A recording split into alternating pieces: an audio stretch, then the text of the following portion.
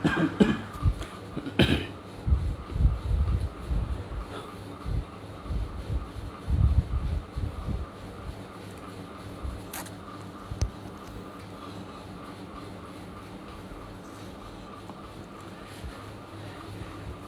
প্রিয় শিক্ষার্থীরা, সবাইকে আসসালামু আলাইকুম।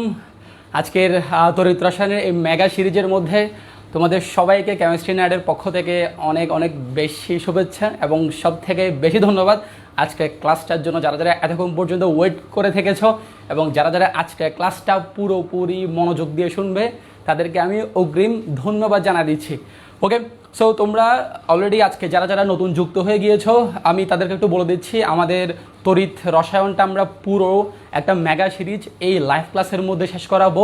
একদম বেসিক থেকে শুরু করে অ্যাডভান্স পর্যন্ত যা যা আছে আমি চিন্তা করেছি এই চ্যাপ্টারটার মধ্যে যা যা আছে একদম বেসিক থেকে শুরু করে উপরে পর্যন্ত সব কিছু এই লাইভ ক্লাসগুলোর মধ্যে দিয়ে দেবো ইনশাআল্লাহ।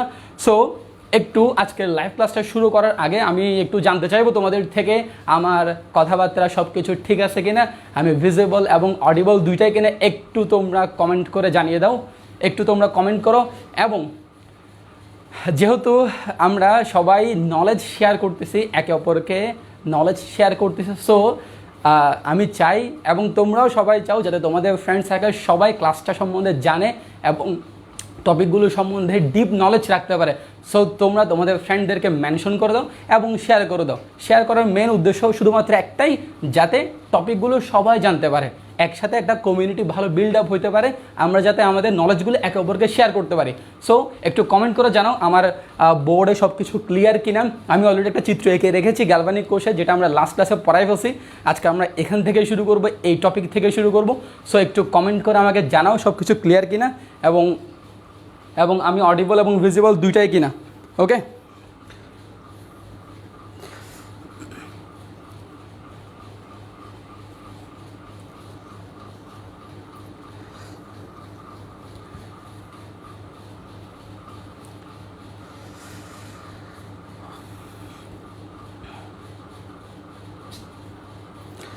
ওয়ালাইকুম আসসালাম সবাইকে।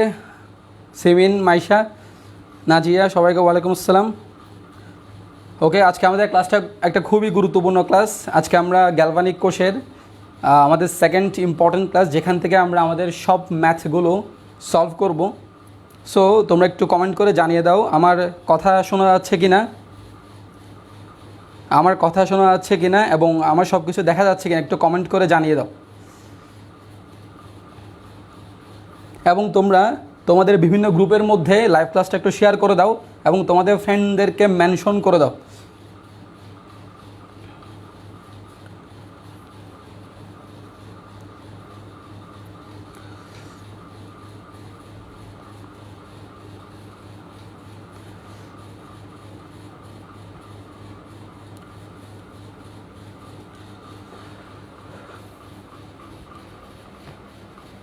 ওকে, আমরা আর্লি ক্লাসটা শুরু করে দেবো। আমরা আর 1 মিনিটের মধ্যে ক্লাসটা শুরু করে দেবো।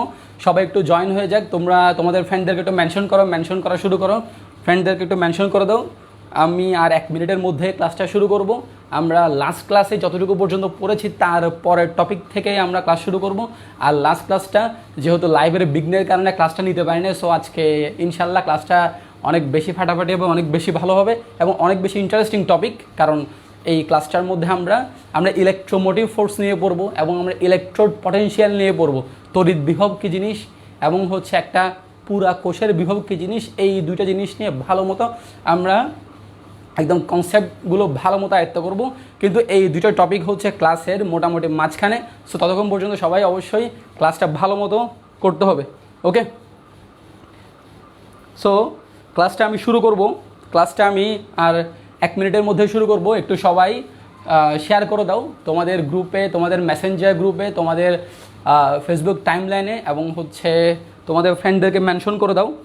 ওকে, এবং আমি ক্লাসের মাঝখানে আজকে কিছু খুবই ইন্টারেস্টিং কিছু টপিক নিয়ে আলোচনা করব, কিছু কোয়েশ্চন করব এবং আমি গ্রুপের মধ্যে অলরেডি কিছু কোয়েশ্চন দিয়ে দিয়েছি।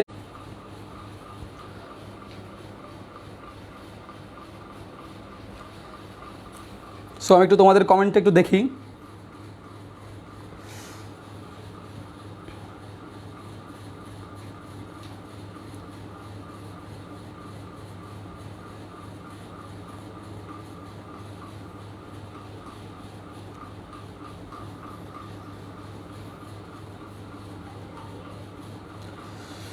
ওকে, সব কিছু ক্লিয়ার থাকলে সবাই একটু জানাই দাও সব কিছু ঠিক মতো দেখা যাচ্ছে কি না।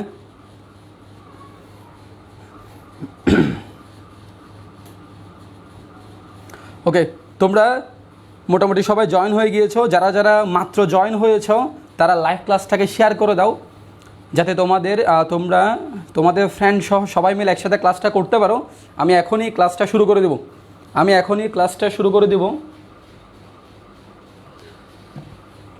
ওকে, আসো চলো আমরা ক্লাসটা শুরু করে দিই। একদম প্রথমে দেখো, আমি এখানে একটা চিত্র এঁকে রেখেছি। চিত্রটা হচ্ছে গ্যালভানিক কোষ। আচ্ছা, গ্যালভানিক কোষের মধ্যে দেখো, এখানে আমার দণ্ড হিসেবে দেখা যাচ্ছে জিঙ্ক দণ্ড আর হচ্ছে কপার দণ্ড। ঠিক আছে, তাহলে জিঙ্ক দণ্ড আর কপার দণ্ড দিয়ে যে আমি গ্যালভানিক কোষ তৈরি করলাম, তাহলে এই গ্যালভানিক কোষটা একটা স্পেসিফিক নাম আছে। সেটা কি? সেটা হচ্ছে ড্যানিয়েল কোষ। সেটা হচ্ছে কি? ড্যানিয়েল কোষ, যেটা আমি গত ক্লাসে তোমাদের লিখে দিয়েছি। ঠিক আছে, ড্যানিয়েল কোষ। আচ্ছা, গ্যালভানিক কোষের উদাহরণ আরও বিভিন্ন রকম থাকতে পারে, বাট জিঙ্ক আর কপার দিয়ে যে কোষটা তৈরি করা হয় এটাকে আমরা বলি কি? এটাকে বলি আমরা হচ্ছে ড্যানিয়েল কোষ। আচ্ছা, খেয়াল করো, এই যে গ্যালভানিক কোষটার মধ্যে আমরা এখানে দুইটা প্রকোষ্ঠ রেখেছিলাম, দুইটা পাত্র রেখেছিলাম। এখানে একটা পাত্র, এখানে একটা পাত্র। এই পাত্রটার মধ্যে আমি রেখেছিলাম হচ্ছে জিঙ্ক সালফেট, এবং এর মধ্যে একটা দণ্ড দিয়েছিলাম কিসের? জিঙ্কের দণ্ড। এই পাত্রের মধ্যে কপার সালফেট, এখানে একটা দণ্ড ছিল কপারের দণ্ড, এবং দুইটাকে আমরা একটা ওয়্যার, একটা তার দ্বারা সংযুক্ত করেছিলাম, এবং তার উপর একটা ভাল্ব লাগিয়ে দিয়েছিলাম। আচ্ছা, ভাল্বটা কখন জ্বলবে? যখন এখান থেকে কি হবে? ইলেকট্রনের ফ্লো হবে।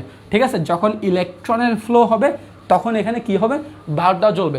এবং তাদের দুইজনের মধ্যে নিরপেক্ষতা বজায় রাখার জন্য, অর্থাৎ কোষটা অনেকক্ষণ ভালো মতো চলার জন্য আমি কি রেখেছিলাম? আমি এখানে লবণ সেতু রেখেছিলাম। আচ্ছা, খেয়াল করো, এই যে এটা একটা অর্ধকোষ, এটা একটা অর্ধকোষ, দুইটা পুরোটা মিলে হচ্ছে কি?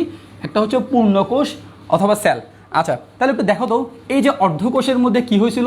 এটা হচ্ছে জিঙ্কের দণ্ড। আমরা কি রেখেছিলাম এখানে? জিঙ্ক কি হয়েছিল? জিঙ্ক 2+ আকারে দ্রবণে বের হয়ে গিয়েছিল। তাহলে আমি যদি একটু এখানে যে লিখি, এই যে জিঙ্ক 2+ আকারে দ্রবণে বের হয়ে গিয়েছে। জিঙ্ক 2+ আকারে যদি দ্রবণে বের হয়, তার মানে সে দুইটা ইলেকট্রন ত্যাগ করে ফেলেছে। তো এই যে ইলেকট্রনগুলো এখানে জমা হয়েছে না? ইলেকট্রন যেহেতু এখানে জমা হয়েছে, এই কারণে আমরা এই দণ্ডটাকে, এই ইলেকট্রোড কি জিনিস আমরা লাস্ট ক্লাসে পড়ে ফেলেছি, যে দণ্ডের মধ্যে আমাদের জারণ বা বিজারণ বিক্রিয়াগুলো সংঘটিত হবে সেটাকে আমরা বলি কি? ইলেকট্রোড। সো এই যে এই ইলেকট্রোডটার মধ্যে ইলেকট্রন জমে যাবে, ইলেকট্রন বেশি জমবে। সো ইলেকট্রন যদি বেশি জমে, নেগেটিভ, এই দণ্ডটা হবে কি? নেগেটিভ। এই নেগেটিভের সাপেক্ষে এখানে কি ছিল? একটু খেয়াল করো, এখানে কি ছিল? এখানে কপার সালফেটের মধ্যে কপার 2+ আয়ন ছিল, কপার 2+ আয়ন। ওকে, এই কপার 2+ আয়ন তোমার এই দণ্ড কর্তৃক আকর্ষিত হয়েছিল। কেন আকর্ষিত হয়েছিল? এই যে ইলেকট্রনগুলো যখন এখানে জমে গিয়েছিল, এই ইলেকট্রনগুলো কি করবে? এই ইলেকট্রনগুলো পরস্পরকে পুশ করবে। তো পুশ যখন করে, ইলেকট্রনের দিকে একটা ফ্লো সৃষ্টি হবে। এই যে ইলেকট্রনের দিকে যাওয়া শুরু করবে, এই যে ইলেকট্রনগুলো এখানে আসবে। ঠিক আছে, তো ইলেকট্রনগুলো যখনই এই জায়গায় আসবে, তখনই এই কপার 2+ আর ইলেকট্রনের মধ্যে একটা আকর্ষণ ক্রিয়েট হবে, এবং তারা সেখানে গিয়ে কি হবে? সেখানে গিয়ে এই কপার 2+ ইলেকট্রন নিয়ে কপার ধাতুতে পরিণত হবে। আমি যদি বিক্রিয়াটা যদি একটু লিখি, এই যে কপার 2+ দুইটা ইলেকট্রন গ্রহণ করে কপার ধাতুতে পরিণত হয়। আর এখানে কি হয়েছিল? জিঙ্ক ধাতু দুইটা ইলেকট্রন ছেড়ে দিয়ে জিঙ্ক 2+ অর্থাৎ অ্যাকোয়াস হয়ে গিয়েছিল। তাহলে খেয়াল করো, এই যে এটা ছিল নেগেটিভ, আর এখানে কপার 2+ ইলেকট্রন গ্রহণ করে কপার সলিড হয়ে গিয়েছে, অর্থাৎ নিউট্রাল হয়ে গেছে, অর্থাৎ 0। তাহলে এই নেগেটিভের সাপেক্ষে এই জিনিসটা হচ্ছে আমার কি? পজিটিভ। ঠিক আছে, তাহলে এটা হচ্ছে নেগেটিভ ইলেকট্রোড, এটা হচ্ছে পজিটিভ ইলেকট্রোড। তাহলে একটু খেয়াল করো, এটা একটা অর্ধকোষ, এটা একটা অর্ধকোষ। ঠিক আছে, আচ্ছা, এই অর্ধকোষটার মধ্যে ইলেকট্রন ত্যাগ করা হয়েছে। ঠিক আছে, আর আমরা জানি হচ্ছে জারণ মানে ছাড়ন। তাই একটু ছোট্ট করে জায়গায় লিখে রাখার নেমনিক লিখে রাখি, জারণ মানে কি? জারণ। আচ্ছা, আমি এই জায়গায় লিখি ছোট্ট একটা নেমনিক লিখো, জারণ মানে ছাড়ন। মনে রাখবা, জারণ মানে হচ্ছে ছাড়ন। কিসের ছাড়ন? ইলেকট্রনের ছাড়ন। অর্থাৎ ইলেকট্রন যদি ত্যাগ করে সেটা হচ্ছে জারণ। তাহলে জিঙ্ক ইলেকট্রন ত্যাগ করেছে, ঠিক আছে, তাহলে কি হয়েছে, জিঙ্কের জারণ ঘটেছে। আচ্ছা, তাহলে এই যে এই জায়গার বিক্রিয়াটাকে আমরা বলবো হচ্ছে জারণ অর্ধ বিক্রিয়া, ঠিক আছে। লাস্ট ক্লাসে আমরা পড়িয়েছিলাম, আমি একটু রিভিউ দিচ্ছি যারা যারা আজকে নতুন জয়েন করেছো। আর এটা কি, এটা হচ্ছে আমার, যেহেতু এখানে ইলেকট্রন গ্রহণ করেছে তাহলে এটা হচ্ছে বিজারণ, তাই এটা হবে কি, এটা হবে হচ্ছে বিজারণ অর্ধবিক্রিয়া, ঠিক আছে। তাহলে একটা হচ্ছে জারণ অর্ধবিক্রিয়া আর একটা হচ্ছে বিজারণ অর্ধবিক্রিয়া। আচ্ছা, যদি পরীক্ষায় যদি জারণ অর্ধবিক্রিয়া যদি সংজ্ঞা লিখতে বলে, জারণ অর্ধবিক্রিয়া কি, তাহলে লিখতে পারবা না, এই যে তোমার ধাতু ইলেকট্রন ত্যাগ করে তোমার আয়নে পরিণত হচ্ছে, ঠিক আছে, অর্থাৎ এখানে জারণ ঘটতেছে। এই যে অর্ধবিক্রিয়ায় জারণ সংঘটিত হয় তাকে আমরা কি বলি, জারণ অর্ধবিক্রিয়া বলি। আর যে অর্ধবিক্রিয়ায় বিজারণ সংঘটিত হয় তাকে আমরা কি বলতেছি, বিজারণ অর্ধবিক্রিয়া বলতেছে। যদিও এই সংখ্যাটা অত বেশি কমন না, পরীক্ষা আসবে না, বাট যদি কোনো কারণে এসে যায় নিজের ছোট্ট একটা বেসিক দিয়ে তুমি ইজিলি লিখে ফেলতে পারবে, ঠিক আছে। আচ্ছা, আমরা এই পুরা কোষটা থেকে আমরা একটা কোষকে কিভাবে রিপ্রেজেন্ট করব, একটা কোষকে কিভাবে উপস্থাপন করব, এটা আমরা শিখেছিলাম। আচ্ছা, এই কোষ রিপ্রেজেন্টেশন নিয়ে অনেকের অনেক ধরনের কোয়েশ্চন ছিল, আমি গ্রুপও একটা কোয়েশ্চন দিয়েছিলাম। আজকে কোয়েশ্চনটা একটু সলভ করা হবে। দেখো বেসিকটা একটু বোঝা হবে। আমরা বলেছিলাম যে আমাদের বাম সাইডে মানে লেফট সাইডে বামে সবসময় কি থাকবে, বামে সবসময় থাকবে হচ্ছে অ্যানোড, বামে থাকবে সবসময় অ্যানোড, ডানে থাকবে কি, ডানে থাকবে হচ্ছে সবসময় ক্যাথোড, তাহলে দেখো তো এই যে চিত্রটার মধ্যে এই জায়গায় এই দণ্ডের মধ্যে যেহেতু জারণ ঘটেছে, তাহলে এই দণ্ডটা এখানে অ্যানোড হিসেবে কাজ করেছে। আর এখানে যেহেতু বিজারণ ঘটেছে, এই দণ্ডটা এখানে ক্যাথোড হিসেবে কাজ করেছে, ঠিক আছে। এখানে অ্যানোড হচ্ছে নেগেটিভ, এখানে ক্যাথোড হচ্ছে পজিটিভ। আমরা যখন ইলেকট্রোলাইটিক সেল যখন পড়বো, অর্থাৎ তড়িৎ বিশ্লেষণ কোষ যখন পড়বো, সামনে পড়বো, ফ্যারাডের সূত্র সবগুলো ওই জায়গায় থাকবে। দেখো তোমাদের হাজারি স্যারের বোর্ডে যদি খোলো দেখবে যে এটাকে দুইটা পার্টে ভাগ করছে মেনলি, একটা হচ্ছে তড়িৎ বিশ্লেষণ কোষ, একটা হচ্ছে তড়িৎ রাসায়নিক কোষ। সো বইয়ের শুরুতে তড়িৎ বিশ্লেষণ কোষটা প্রথমে আছে এবং মাঝখান থেকে তোমার, অর্থাৎ পরে তোমার তড়িৎ রাসায়নিক কোষটা শুরু করছে। আমি একদম শুরুতেই তড়িৎ রাসায়নিক কোষ থেকে শুরু করছি, কারণ এই জিনিসটা আমাদের ইন্টার লাইফের জন্য এবং অ্যাডমিশনের জন্য সব থেকে বেশি ইম্পর্টেন্ট ইলেকট্রোলাইটিক সেল বা তড়িৎ বিশ্লেষণ কোষের তুলনায়। সো একটু খেয়াল করো, এখানে বামে হচ্ছে অ্যানোড, ডানে হচ্ছে ক্যাথোড, ঠিক আছে। আচ্ছা, তাহলে দেখো তো আমি যখন রিপ্রেজেন্টেশন যখন করব, একটা কোষ উপস্থাপন করব, একটু আমি লিখতেছি এই জায়গায় কোষ উপস্থাপন। আমি যখন একটা কোষ উপস্থাপন করব তখন কিভাবে করব।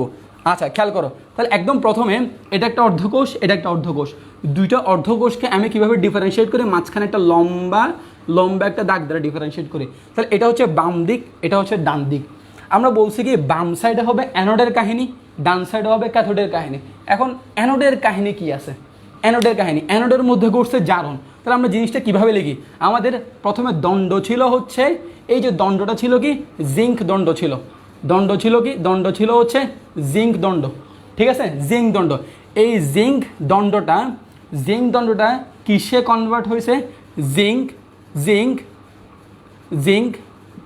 2+ কনভার্ট হয়েছে। তাহলে এবং তাদের মাঝখানে একটা কি ছোট্ট করে একটা দাগ দিই, ওকে। তাহলে চিন্তা করে এটা ছিল সলিড, এটা হয়েছে কি, এটা হচ্ছে অ্যাকোয়াস। আচ্ছা দেখো তো, এই যে এটা হচ্ছে জারণ অর্ধকোষ বা জারণ অর্ধবিক্রিয়ার রিপ্রেজেন্টেশন। এই যে ডান সাইডে যে আমাদের যে ক্যাথোডটা আছে, এখানে কি হয়েছে, এখানে হচ্ছে আয়নটা সলিডে অর্থাৎ ধাতুতে পরিণত হয়েছে। তাহলে মনে রাখতে হবে এখানে প্রথমে সলিড লিখবো অর্থাৎ ধাতু লিখবো, তারপর আয়ন লিখবো। আর এখানে হচ্ছে প্রথমে আমি আয়ন লিখবো, এই যে কপার 2+, যেটা অ্যাকোয়াস হিসেবে আছে, এবং এরপরে কি লিখবো, এরপরে হচ্ছে ধাতু লিখবো, ঠিক আছে। আচ্ছা, এই যে তোমার এই রিপ্রেজেন্টেশনটাকে আরও একভাবে উপস্থাপন করা যায়, যদিও মেনলি এটাই আমাদের বইতে আছে। সেটা হচ্ছে কি, সেটা হচ্ছে এই যে এখানে জিঙ্ক সলিড, আমরা এখানে এই যে দাগ যেটা দিয়েছি, দাগ না দিয়ে আমরা এখানে সেমিকোলন ইউজ করতে পারি, আবার কমা দিয়ে ফেলি অনেকেও, ঠিক আছে।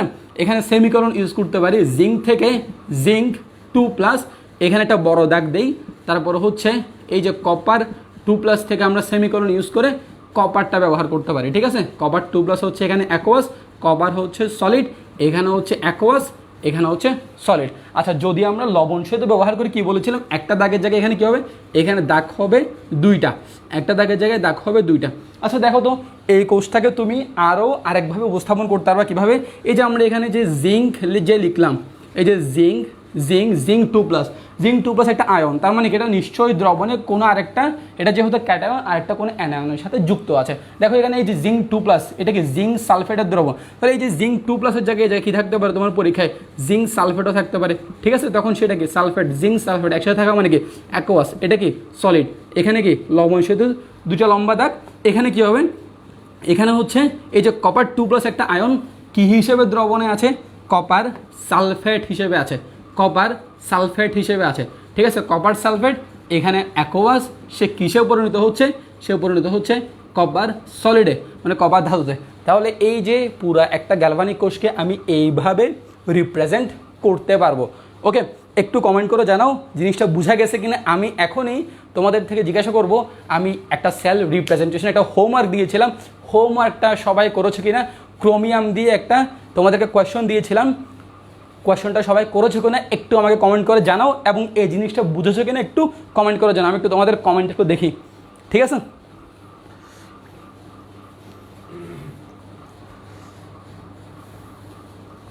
ওকে, যারা যারা জয়েন করে ফেলেছো, আজকের ক্লাসটা খুবই ইম্পর্টেন্ট। আজকে আমরা ইলেকট্রোমোটিভ ফোর্স এবং ইলেকট্রোড পটেনশিয়াল, যে দুইটা থেকেই মেনলি পরীক্ষায় প্রশ্ন কমন আসবেই। সো তোমরা যারা যারা জয়েন করে ফেলেছো তারা লাইভ ক্লাসটা একটু শেয়ার করে দাও, যাতে তোমাদের ফ্রেন্ডরা একসাথে দেখেও উপকৃত হতে পারে। আমাদের মেন উদ্দেশ্য হচ্ছে উপকৃত হওয়াই। আমি যেহেতু চিন্তা করেছি অবশ্যই এই ক্লাসটা পুরো তোমাদেরকে লাইভে ফুললি করাই দেবো, একদম বেসিক টু অ্যাডভান্স পর্যন্ত। সো অবশ্যই তোমাদের সবারই ক্লাসে উপস্থিত থাকতে হবে এবং ক্লাসটা শেয়ার করতে হবে, এবং তোমাদের ফ্রেন্ডদেরকে মেনশন করো। এখনও যারা যারা ফ্রেন্ডদেরকে মেনশন করো নাই, তোমরা তোমাদের ফ্রেন্ডদেরকে মেনশন করা শুরু করো। ওকে, আচ্ছা তাহলে তোমাদেরকে লাস্ট ক্লাস একটা হোমওয়ার্ক দিয়েছিলাম।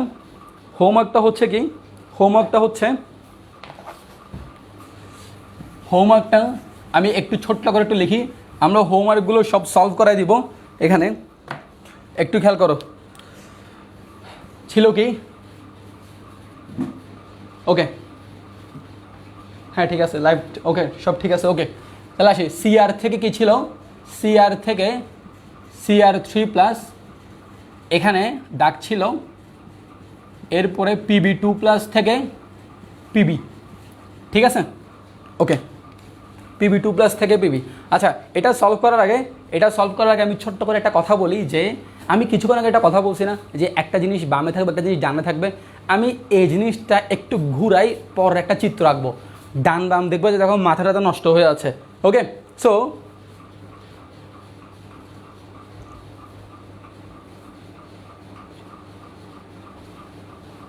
ওকে লাইভ, ওকে ঠিক আছে, সবাই সব কিছু ক্লিয়ার কিনা একটু বলো, লাইভ ক্লাস ক্লিয়ার কিনা একটু বলো, সব কিছু ক্লিয়ার কিনা। ওকে, সব কিছু ক্লিয়ার, ওকে সব কিছু ক্লিয়ার। আচ্ছা, তো একটু খেয়াল করো, দেখো এই যে আমি সেল রিপ্রেজেন্টেশন করার সময় মনে রাখবে, একটা সেল রিপ্রেজেন্ট করার সময় সব সময় অ্যানোডের জিনিসটা বামে থাকবে, ক্যাথোডের জিনিসটা ডানে থাকবে। কি করার সময়, একটা সেল রিপ্রেজেন্ট করার সময়, শুধুমাত্র রিপ্রেজেন্ট করার সময়। জিনিসটা এমন না যে আমি যখন চিত্র আঁকবো আমি এরকমও করতে পারি, এই যে কপারের চিত্রটা এই সাইডে এঁকে জিঙ্কের চিত্রটা ওই সাইডেও আঁকতে পারি। তো অ্যাকচুয়ালি জিনিসটা এরকম না যে আমি যে চিত্র ঘুরাই দিলে জিনিসটা উল্টা হয়ে যাবে। মেন কাহিনীটা হচ্ছে আমার সেলটা রিপ্রেজেন্ট করার সময়, উপস্থাপন করার সময় বামে সবসময় হচ্ছে অ্যানোডের কাহিনী এবং ডানে সবসময় হচ্ছে ক্যাথোডের কাহিনী। এটা হচ্ছে কি IUPAC কর্তৃক সিদ্ধান্ত। ওকে, IUPAC কর্তৃক সিদ্ধান্ত। এখন একটু খেয়াল করো, এই যে তার মানে বোঝা যাচ্ছে এটা হচ্ছে অ্যানোড, এটা হচ্ছে ক্যাথোড। তার মানে আমরা যদি অ্যানোডে বিক্রিয়া যদি লিখি, আমরা যদি একটু খেয়াল করো, আমরা যদি অ্যানোডে বিক্রিয়াটা লিখি, অ্যানোডে বিক্রিয়া, ঠিক আছে। অ্যানোডে কি বিক্রিয়া হয়েছে একটু যদি লিখি আমরা, তাহলে একটু খেয়াল করো অ্যানোডে কি বিক্রিয়া হয়েছে, সিআর থেকে Cr3+ হয়েছে।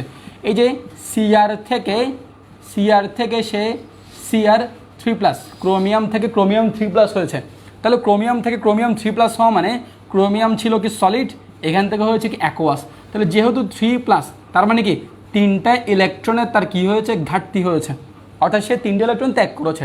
তাহলে দেখো তো একটু ক্যাথোডের বিক্রিয়া কি, ক্যাথোডে বিক্রিয়া কি হবে, এই যে Pb2+ থেকে Pb ল্যাড 2+, তাহলে দেখো তার কি 2টা ইলেকট্রনের ঘাটতি আছে। তাহলে সে যদি ল্যাডে পরিণত হইতে চায়, তাহলে ল্যাড এ অ্যাকোয়াস অবস্থায় আছে, অ্যাকোয়াস থেকে সে সলিড হইতে যাচ্ছে, তাহলে কি করতে হবে, তার অবশ্যই 2টা ইলেকট্রন গ্রহণ করতে হবে। আচ্ছা খেয়াল করো তো, এখানে ইলেকট্রন ত্যাগ করলো, এখানে ইলেকট্রন গ্রহণ করলো। আমি এটাকে দিলাম হচ্ছে 1 নম্বর সমীকরণ, এটাকে দিলাম হচ্ছে 2 নম্বর সমীকরণ। আমি এই দুইটা বিক্রিয়া এখন যোগ করব। আচ্ছা একটু খেয়াল করো তো, যদি আমরা যোগ করি আমাদের যোগফলের মধ্যে এখানে 3টা ইলেকট্রন, আবার এখানে 2টা ইলেকট্রন, তাহলে দেখো তো ডান সাইডে 1টা ইলেকট্রন বেশি না। তাহলে যোগের মধ্যে তো আমরা যদি কোষটা যদি সম্পূর্ণ যোগ করে ফেলি, তখন তো কী হয়ে আছে, তখন এখানে 1টা ইলেকট্রন ডানে বেশি চলে আসে। বাট আমরা কি বলেছিলাম কি আমি বলেছিলাম যে একদম লাস্টে কোষ বিক্রিয়ার মধ্যে কখনো ইলেকট্রন আসতে পারবে না। তাহলে কি করা যায়, আচ্ছা তাহলে এভাবে যদি সেল রিপ্রেজেন্ট করতে বলে, তাহলে আমরা একটা কাজ করতে পারি যে আমি যদি 1 নং সমীকরণটাকে 2 দ্বারা গুণ করি, প্লাস তার সাথে আমি যদি কি করি, আমি যদি এই যে 2 নং সমীকরণটাকে 3 দ্বারা গুণ করি, তাহলে দেখো তো জিনিসটা হয়ে যাবে কিনা। আমি যদি 1 নম্বর সমীকরণকে 2 দ্বারা গুণ করলাম এবং 2 নং সমীকরণকে 3 দ্বারা গুণ করলাম, দেখো তো 1 নম্বর সমীকরণকে যদি 2 দ্বারা গুণ করি, তাহলে কি হচ্ছে এখানে 2 Cr হচ্ছে, 2 Cr থেকে এখানে, আচ্ছা এই জায়গায় একটু লিখে আমি 2 Cr থেকে আমি দেখো পুরা জিনিসটাকে 2 দ্বারা গুণ করলাম, তাহলে Crকে 2 দ্বারা গুণ করলে 2 হয়, Cr3+কে 2 দ্বারা গুণ করলে 2 Cr3+ প্লাস 3টা ইলেকট্রন 2 দ্বারা গুণ করলে কত হয়, 6 ইলেকট্রন। আচ্ছা এটাকে গুণ করবো কত দ্বারা, 3 দ্বারা, তাহলে কত হবে 3 Pb2+ প্লাস এখানে কত হচ্ছে 6 ইলেকট্রন, তারপরে এখানে 3 দ্বারা গুণ করলে কত হচ্ছে 3 Pb। দেখো তো খেয়াল করো তো, এখন আমার জন্য সুবিধা হয়ে গেল না, যে এখানেও বাম সাইডেও 6টা ইলেকট্রন, ডান সাইডেও 6টা ইলেকট্রন, কাটাকাটি করলে কিছু থাকবে না। ওকে, সো একটু লিখে ফেলি তাহলে। এই জায়গায় থাকতেছে আমার একদম উপরেরটা লিখতেছে প্রথমে 2 Cr প্লাস এই জায়গায় লিখতেছে কি 3 Pb2+, ইলেকট্রন কাটাকাটি টান দিলাম 2 Cr3+ প্লাস 3 Pb। এখন তুমি চাইলে এদের ফিজিক্যাল স্টেটগুলো লিখে ফেলতে পারো, অর্থাৎ ল্যাড কি হয়েছে ভাই, সলিড হয়েছে। ক্রোমিয়াম কি হয়েছে ভাই, এই যে Cr3+ আছে না, উপরে ক্যাটায়নের চিহ্ন আছে না, তাহলে কি হবে, তাহলে হবে অ্যাকোয়াস হবে। ঠিক আছে, তাহলে এখানে কি হবে, এখানে হবে কি, এখানে হবে অ্যাকোয়াস, এখানে কি হবে, এখানে হবে সলিড। তাহলে আমরা একটা সম্পূর্ণ এটা হচ্ছে আমাদের কি, তোমাদেরকে আমি যে হোমওয়ার্কটা দিয়েছিলাম সেই কোষ বিক্রিয়া। আর অবশ্যই অ্যানোড যেহেতু ক্রোমিয়ামটা আমরা এখান দিয়ে আঁকবো এবং ল্যাডটা আমরা ডান সাইড দিয়ে আঁকবো, ঠিক এই জায়গায় পুরো এটার মতোই হবে, জিঙ্কের জায়গায় ক্রোমিয়াম হবে এবং কপারের জায়গায় কি হবে, ল্যাড হবে। ঠিক আছে, তাহলে এই জিনিসটাই ছিল আমাদের লাস্ট ক্লাস পর্যন্ত। তাহলে ঠিক আমি যেভাবে লিখতেছি তোমরা সবাই এভাবে নোট ডাউন করবে, যাতে পুরো চ্যাপ্টারটা আমাদের ফুল নোট হয়ে যায়, একদম জ্ঞানমূলক এবং অনুধাবন সহ। ওকে, সবাই কি ক্লাসটা বুঝতে পেরেছ, সবাইকে ক্লাসের টপিক বোঝা যাচ্ছে, ক্লিয়ার বোঝা যাচ্ছে? ওকে, কারো কোনো সমস্যা আছে? আচ্ছা এরপর আসি একটু খেয়াল করো। আমাদের কিছুক্ষণ ধরে যখন এই কোর্সটা রান করতেছিল, চলার পর তুমি যদি এই জায়গায় কোনো যদি স্টেপ না নাও, তাহলে কিন্তু কোর্সটা বন্ধ হয়ে যাবে। আমরা লাস্ট ক্লাসে কী বলেছিলাম, আমরা এখানে স্টেপ নিয়েছিলাম।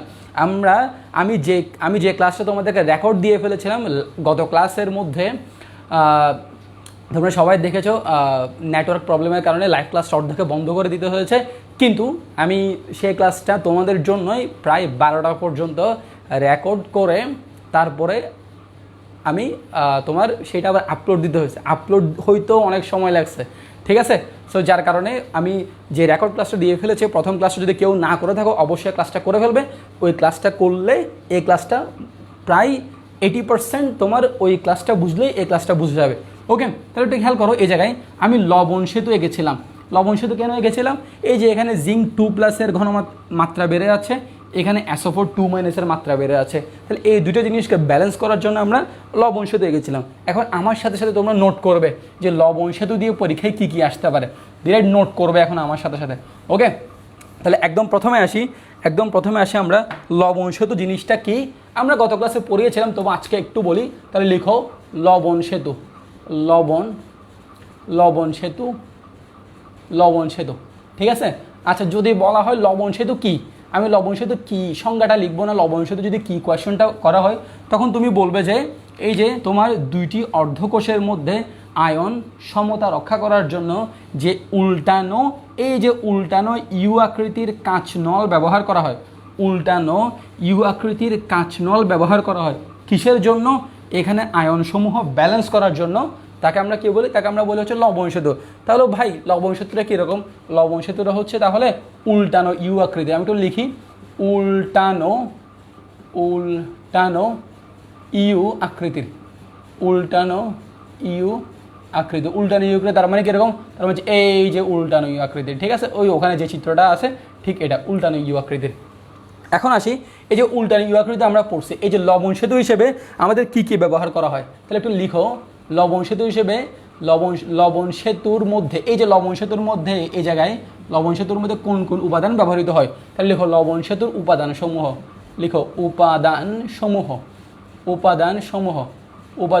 উপাদানসমূহের মধ্যে আছে পটাশিয়াম ক্লোরাইড, ঠিক আছে, KCl, potassium chloride, potassium nitrate, তারপরে হচ্ছে অ্যামোনিয়াম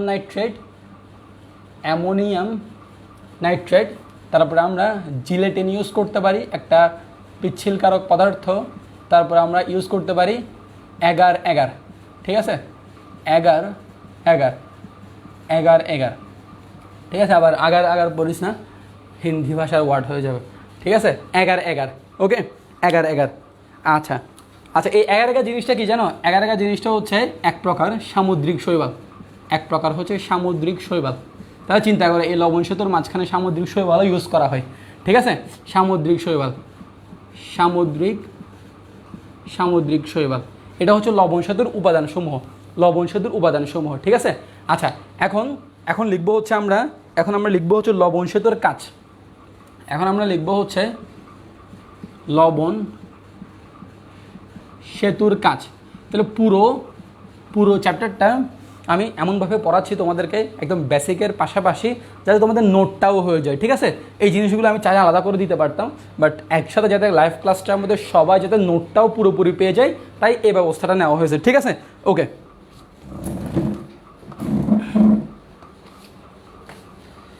তো আসি লবণ সেতুর কাজ, ঠিক আছে। লবণ সেতুর কাজের মধ্যে এক নম্বরে লিখো এটি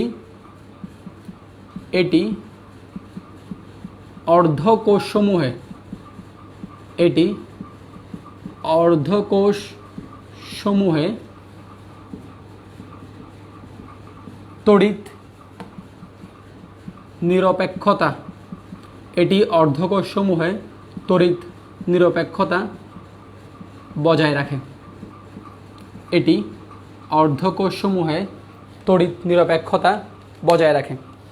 ওকে, এটি অর্ধকোষসমূহে তড়িৎ নিরপেক্ষতা বজায় রাখে।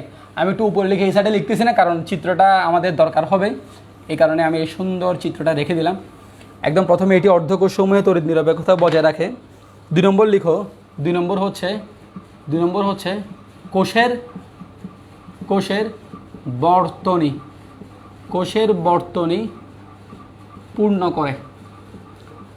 বর্তনী পূর্ণ করে, ঠিক আছে। অর্ধকোষসমূহে এই দুইটা অর্ধকোষের মধ্যে তড়িৎ নিরপেক্ষতা অর্থাৎ প্লাস মাইনাসের সংখ্যাটা তোমার কি রাখে? নিরপেক্ষতা বজায় রাখে, অর্থাৎ নিউট্রালিসিটিটা বজায় রাখে, ঠিক আছে।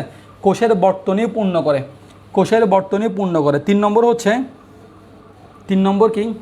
আচ্ছা, আমি উপরে লিখি 3 নম্বর,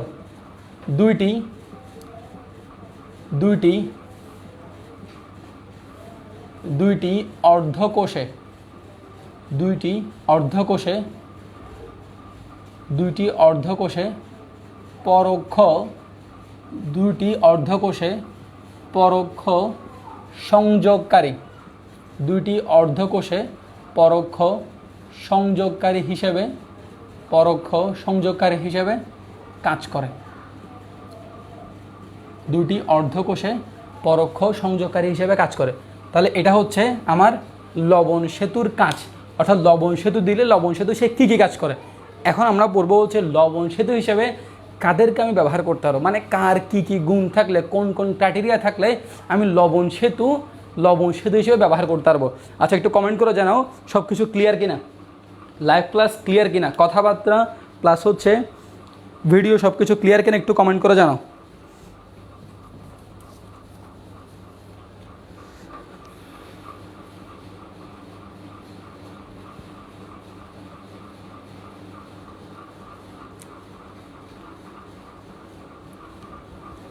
ওকে, তাহলে আসি।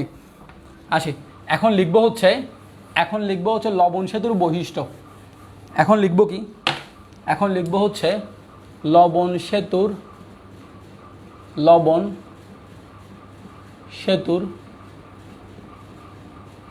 বৈশিষ্ট্য। কি লিখবো? লবণ সেতুর বৈশিষ্ট্য। ঠিক আছে, লবণ সেতুর বৈশিষ্ট্য লিখো। লবণ সেতুর বৈশিষ্ট্য অর্থাৎ এখানে যে উপাদানটা ইউজ করব, সাপোজ ধর আমি KCl ইউজ করবো, এই KCl এর কী কী গুণ আছে বলে একে আমরা লবণ সেতু হিসেবে ব্যবহার করতে পারবো। ঠিক আছে, লেখো তড়িৎ বিশ্লেষ্যটি অর্থাৎ লবণ সেতুর মধ্যে আমরা যে তড়িৎ বিশ্লেষ্যটি ব্যবহার করব, তড়িৎ বিশ্লেষ্যটি তড়িৎ কোষের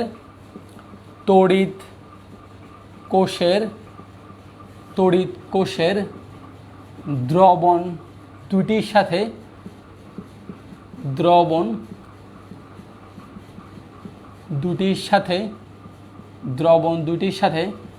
কোনো বিক্রিয়া করবে না। তড়িৎ বিশ্লেষ্যটি তড়িৎ কোষের দ্রবণ দুটির সাথে কোনো বিক্রিয়া করবে না। অর্থাৎ এখানে তুমি নিয়েছো হচ্ছে KCl, তার মানে KClটা এখানে এসে এখানে দ্রবণে আছে জিঙ্ক সালফেট, এখানে দ্রবণ আছে কপার সালফেট, তার সাথে কোনো বিক্রিয়া করবে না। এখন অনেকে বলে ভাই কী বলে আমি বিক্রিয়া করবে, আপনি তো লাস্ট ক্লাসে পড়াছেন যে এখানে এসে যে জিঙ্ক 2+ সাথে Cl- বিক্রিয়া করে ZnCl2 হয়। ওয়েট, আমি কি বলেছি দেখো, এখানে যে KClটা ভেতরে আছে সেই KClটা এই জায়গায় এসে জিঙ্ক সালফেটের সাথে কোনো বিক্রিয়া করবে না। তাহলে এখানে যে Cl- এসে যার সাথেই বিক্রিয়া করে সেটা হচ্ছে অতিরিক্ত জিঙ্ক 2+, যেটা দ্রবণে বেশি হয়ে গেছিলো, তার সাথে 2+ আর Cl-, তাহলে প্লাস মাইনাস একটা ইলেকট্রোস্ট্যাটিক ফোর্স অর্থাৎ আয়নিক বন্ধনটা যেরকম হয় এরকম যে সেটা বিনিময় বিক্রিয়া হয়েছে। এমন না যে সমযোজী বন্ধনের মতো একজনকে একজন সরাই, যে তোমার সাপোজ ধরো এখানে জিঙ্ক সালফেটের সাথে ওদের মধ্যে বন্ধন ছিল, কোনো একটা বন্ধন ভেঙে একে সরায় আরেকজন বসছে, এরকম হয় নাই, অতিরিক্ত যেটা ছিল সেটার সাথে বিক্রিয়া হয়েছে। That's it. ওকে, একদম সিম্পল। আমরা সিম্পলভাবে জিনিসগুলো চিন্তা করবো। ঠিক আছে, আচ্ছা তাহলে এরপর লিখো ব্যবহৃত তড়িৎ বিশ্লেষণ, মানে আমরা লবণ সেতুতে যে তড়িৎ বিশ্লেষণটা ব্যবহার করব। ঠিক আছে, ব্যবহৃত তড়িৎ বিশ্লেষের ক্যাটায়ন ও অ্যানায়ন উভয়ের গতিবেগ। আরে ভাই আবার এখানে গতিবেগ কোত্থেকে আসে? অ্যানায়ন আর ক্যাটায়নের মধ্যে গতিবেগ, ওরে বাবা। উভয়ের গতিবেগ সমান হতে হবে। ভাই দেখ, গতিবেগ বলতে অ্যাকচুয়ালি বোঝাচ্ছে এখানে কেউ দৌড়াচ্ছে না। এই যে Cl- এখানে আসতে, Cl- জন্য আমরা আয়নের ব্যাপন হার আছে, প্রত্যেকটা জিনিসের ব্যাপন আছে। এই যে এখানে যে সে ব্যাপিত হয়ে আসতেছে, এখান থেকে যে পটাশিয়ামটা আসতেছে, দুইটাই যদি একটা নির্দিষ্ট টাইমে একই টাইমে যদি না আসে তাহলে দেখবি যে এখানে এসে এইটাকে নিউট্রাল করে ফেলছে। ঠিক আছে, বাট এই দ্রবণকে এখনও নিউট্রাল করতে পারে নাই। তো নিউট্রাল যদি করতে না পারে, একটা নিউট্রাল করতে পারে না, একটা নিউট্রাল করলে হবে কি? একজন ধর দিচ্ছে ইলেকট্রন বলতেছে নিব না, একজন দিলে হয় নাকি? আমরা তো সব জানি দুই দিক থেকে সব কিছু আসতে হয়। ঠিক আছে, একজনে দিলে তো হয় না। একজন দিয়ে ভরাই ফেলতেছে, আরেকজন বলছে না আই ডোন্ট নিড, আমি চাই না, তাহলে কি হবে নাকি? হবে না তো, ঠিক আছে। এর দিতে হবে, একই সাথে নিতেও হবে। এখন এই যে তোমার দেওয়া নেওয়ার কাজটা যদি গতিবেগ যদি সমান না হয়, মাঝখানে যে লবণ সেতু যে আছে ওইটা যদি একইভাবে একই টাইমে কাজ না করে ঠিক টাইমে, তাহলে কি হবে নাকি? তাহলে ভেঙে যাবে, ঠিক না? ওকে, অর্থাৎ কোর্স নষ্ট হয়ে যাবে, ঠিক আছে। তাহলে ব্যবহৃত তড়িৎ বিশ্লেষে ক্যাটায়ন ও অ্যানায়ন উভয়ের গতিবেগ কী হতে হবে? সমান হতে হবে। ওকে, আচ্ছা। এরপরে হচ্ছে তড়িৎ বিশ্লেষ্যটি, আচ্ছা ওকে, তড়িৎ বিশ্লেষ্যটি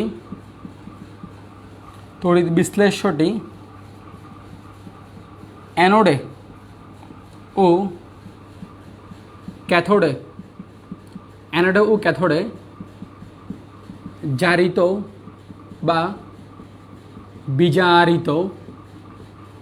বা বিজারিত হবে না।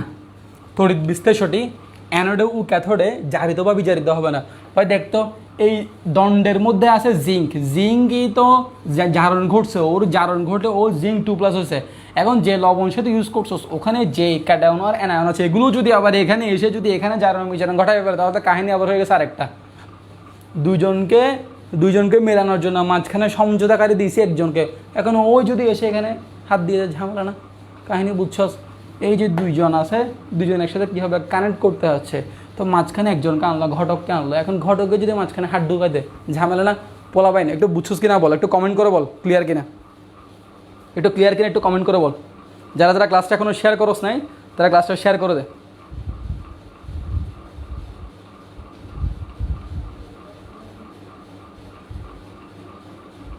ওকে, একটু কমেন্ট করে বল সব কিছু ক্লিয়ার কিনা, একটু কমেন্ট করে বল। ওকে, যারা ক্লাসটা এখনও শেয়ার করোস না, শেয়ার করে দে এবং তোদের ফ্রেন্ডদেরকে মেনশন করা শুরু কর, ঠিক আছে? সবাই মেনশন করে দে।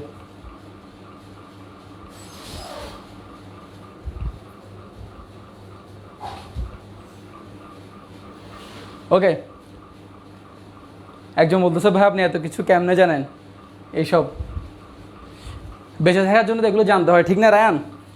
সব কিছু তো জানা লাগবে, ঠিক না? তোরাও আস্তে আস্তে জানবি, যত বড় হবে আস্তে আস্তে গ্রো আপ করবি, সব কিছু জানবি। ওকে, সো আমরা আজকের ক্লাসের সব থেকে ইম্পর্ট্যান্ট টপিকের মধ্যে এখন যাব, যেখান থেকে মেনলি ম্যাথ ট্যাথ বল যাই বল সব কিছু আসবে। তাহলে আশা করি সবার এতটুকু লেখা শেষ, আমি এখনই মুছে ফেলবো। ওকে, আমি এখনই মুছতে যাচ্ছি।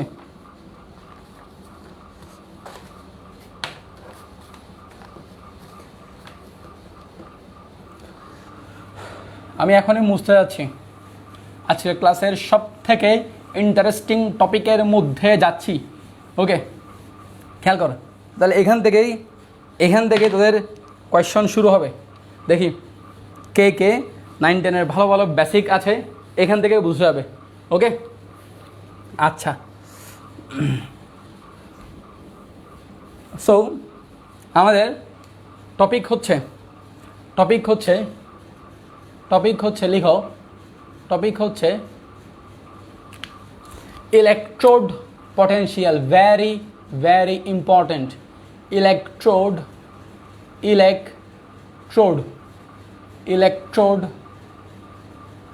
পটেনশিয়াল,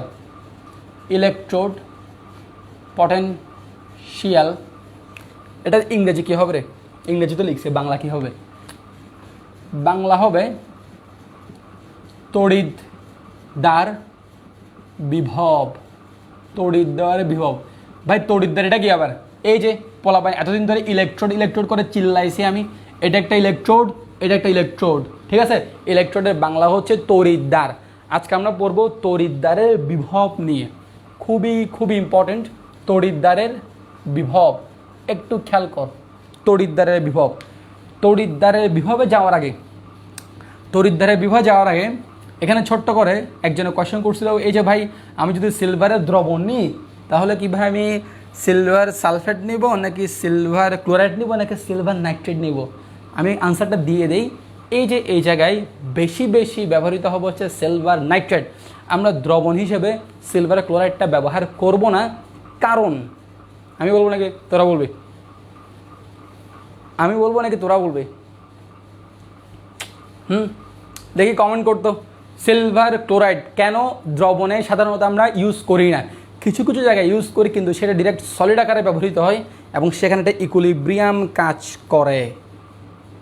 ডিপ কথাবার্তা সামনে পড়াবো আমরা যখন রেফারেন্স ইলেকট্রোড পড়াবো বা নির্দেশক তড়িৎদ্বার পড়াবো, যেখানে আমরা SHE স্ট্যান্ডার্ড হাইড্রোজেন ইলেকট্রোড, তারপরে হচ্ছে আমরা যেখানে ক্যালোমেল তড়িৎদ্বার পড়বো, সিলভার ক্লোরাইড তড়িৎদ্বার পড়বো, ওখানে জিনিসগুলো পড়বো। সো দেখি তোরা একটু তোদের কমেন্ট আমি একটু দেখতে চাচ্ছি, তোদের কমেন্ট আমি একটু দেখতে চাচ্ছি যে একটু কেউ কি বলতে পারবি, যে কেউ কি একটু বলতে পারবা যে এখানে আমরা এখানে সিলভার ক্লোরাইড নর্মালি কেন ইউজ করি না দ্রবণ হিসেবে?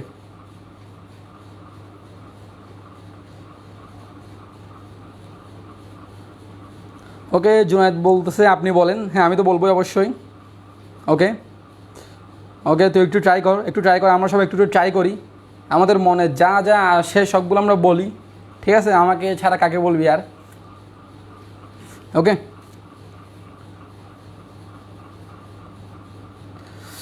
আচ্ছা তাফহিমা বইয়ের কোথায় দেখতেছি না। হ্যাঁ, বইতে পাবা না ভাবে, বইতে তো পাবাই না স্বাভাবিক। রায়ান দেখি বল। ওকে, আমি বলি।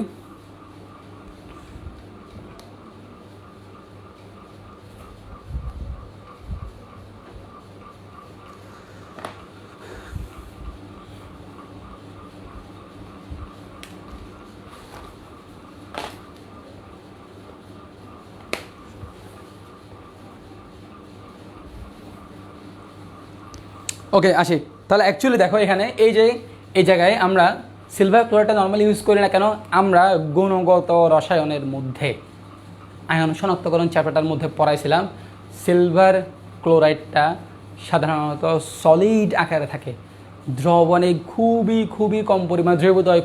পড়ছি কোথায় মনে আছে? আমরা যখন অ্যানায়ন শনাক্তকরণ পড়েছি, অ্যানায়ন শনাক্তকরণের মধ্যে ক্লোরাইড আয়ন শনাক্তকরণ আছে, সেই ক্লোরাইড আয়ন শনাক্তকরণের মধ্যে আমরা বিকারক হিসেবে যখনই সিলভার নাইট্রেট দিয়েছিলাম তখনই সেটা ক্লোরাইড আয়নের সাথে বিক্রিয়া করে সিলভার ক্লোরাইড হয়েছিল এবং দ্রবণে ঠাস ঠাস করে অধক্ষেপ পড়ে গিয়েছিল এবং সেই অধক্ষেপ পড়েই আমরা বুঝে ফেলেছিলাম স্যার আমাকে ক্লোরাইড আয়ন দিয়েছে। সো সেই কনসেপ্টটা যদি আমরা একটু কাজে লাগাতে পারি, একটু ম্যাচ আপ করতে পারে, খেলা শেষ।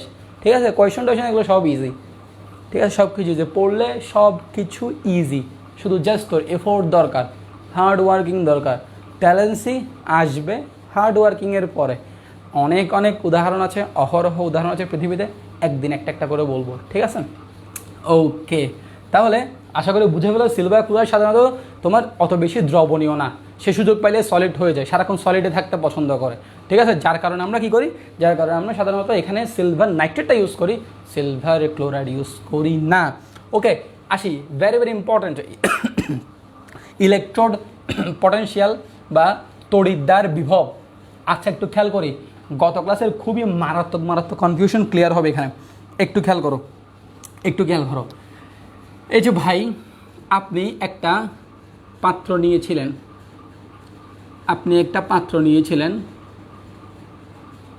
আচ্ছা একটু আমি এই জায়গায় আরেকটু ছোট করে রাখি। এখানে একটা পাত্র নিয়েছিলেন,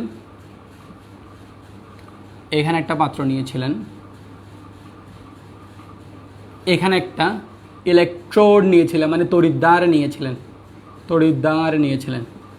এখানে একটা তড়িৎদ্বার নিয়েছিলেন, ঠিক আছে? ওকে, একটু খেয়াল করো, আমরা কি করেছিলাম একটু মনে আছে তোমাদের? এই যে এখানে, আচ্ছা একটু লম্বা করে দিই, ওকে একটু লম্বা করে দিই। এখানে আমাদের ছিল কি দ্রবণ, ছিল হচ্ছে জিঙ্ক 2+, মানে হচ্ছে জিঙ্ক সালফেটের দ্রবণ। এখানে দণ্ড ছিল হচ্ছে জিঙ্ক। আমি জিঙ্কটাকে যখন, খেয়াল করো, আমি যখন ভেরি ভেরি ইম্পর্টেন্ট, আমি যখন জিঙ্কের দণ্ডটাকে যখন জিঙ্ক সালফেটের দ্রবণের মধ্যে ডুবাইছি, আমি যখন জিঙ্কের দণ্ডটা এই জিঙ্ক সালফেটের দ্রবণের মধ্যে ডুবাইছি, তখন এই জায়গায় একটা কাহিনী ঘটে। কি কাহিনী ঘটে একটু খেয়াল করো। হয় এই দণ্ড থেকে জিঙ্ক 2+ আকারে দ্রবণে বের হয়ে আসবে, অথবা দ্রবণে যে জিঙ্ক 2+টা সেটা দণ্ডে গিয়ে জিঙ্ক আকারে বসবে, আস্তে আস্তে আস্তে এক্সাইটেড হয়ে আসলাম ভাই, কী বলেন এগুলো, আর দিন পরে আসছে এক কথা, এখন বলতেছেন আর এক কথা। তাহলে খেয়াল কর, এই যে প্রথমে আমি একটা কাজ করি, এই জায়গায় তুই জিঙ্ক বাদই দেয়, এখন জিঙ্ক ছাড়া চিন্তা কর, হয়তো বা তোর মাথার মধ্যে কাবজাব করতে পারে, ঠিক আছে। এখানে একটা দণ্ড আছে, আমরা ধরে নিলাম দণ্ডটা হচ্ছে একটা মেটাল এম, ঠিক আছে। এখানে একটা দ্রবণ আছে, দ্রবণের মধ্যে আছে ধর এম এম এন প্লাস, একটা আছে এম, আরেকটা আছে কি এম এন প্লাস। মানে এখানে যদি এটা যদি জিঙ্ক দণ্ড হয়, এটা হচ্ছে কি, এটা হচ্ছে জিঙ্ক 2 প্লাস, এন প্লাস দিচ্ছি কেন, কারণ 3 প্লাস হইতে পারে, 1 প্লাস হইতে পারে, অনেক কিছু হইতে পারে, বুঝে গেছে কাহিনি। তাহলে এটা হচ্ছে জিঙ্ক যদি হয়, এটা হচ্ছে এম, এটা হচ্ছে এম এন প্লাস। ওকে, বুঝে গেছে। একটু খেয়াল করো। আচ্ছা, এখানে কে আসছে? আচ্ছা, কেউ নাই বাসায়, কেউ নাই, লাইভ ক্লাস চলতেছে, তো দরজা খোলা যাবে না।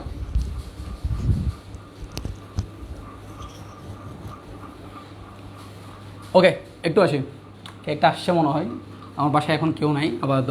ওকে, একটু খেয়াল করি, দেখো। তাহলে এখানে হচ্ছে একটা মেটাল আছে, এখানে মেটালের একটা কি আছে, মেটালের একটা আয়ন আছে। যখনই একটা মেটালকে আমি মেটালের আয়নের মধ্যে, মেটালের দ্রবণের মধ্যে ডুবাবো, তার মধ্যে দুইটা টেন্ডেন্সি কাজ করবে। হয় মেটালটা এই যে মেটালটা সেটা এম এন প্লাস আকারে দ্রবণে চলে আসবে। এম এন প্লাস আকারে দ্রবণে চলে আসা মানে কি বলতো, এম এন প্লাস আকারে দ্রবণে চলে আসা মানে এখানে সে কী করছে, এন পরিমাণ ইলেকট্রন সে ছেড়ে দিছে, ওকে। আচ্ছা, তাহলে দুইটা টেন্ডেন্সি কাজ করবে, হয় মেটালটা আয়নে পরিণত হবে, অথবা এই জায়গায় যে এম এন প্লাসটা আছে সে কি করবে, এন পরিমাণ ইলেকট্রন গ্রহণ করে সে একটা মেটালে পরিণত হবে। ক্লিয়ার? তাহলে দেখো, এম এন প্লাস ইলেকট্রন গ্রহণ করে মেটালে পরিণত হবে, অথবা মেটালটা এম এন প্লাসে পরিণত হবে। এই দুইটা কাহিনী ঘটবে।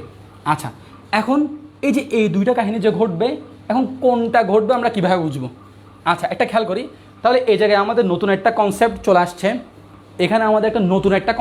আসছে, এটা হচ্ছে আমাদের এখন আমরা দুইটা টপিক নিয়ে পড়বো। এই সুন্দর চিত্রটা আমরা মুছেই ফেলি। খেয়াল করো, আমরা এখন দুইটা টপিক নিয়ে পড়বো। একটা হচ্ছে আমরা দুইটা চাপ নিয়ে পড়বো। একটা হচ্ছে দ্রবণ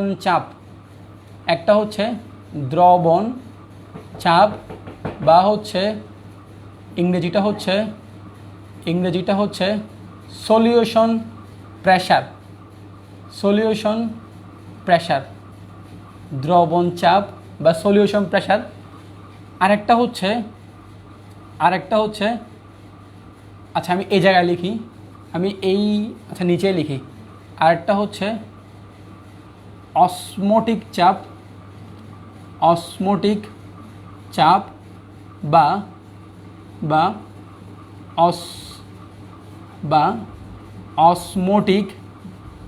অসমোটিক প্রেশার। তাহলে এই দুটো চাপ নিয়ে আমাদের পড়তে হবে।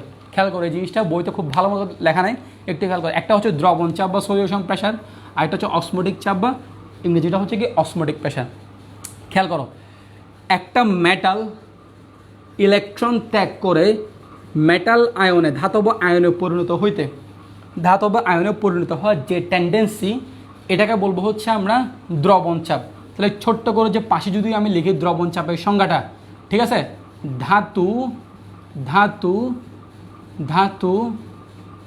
তার আয়নে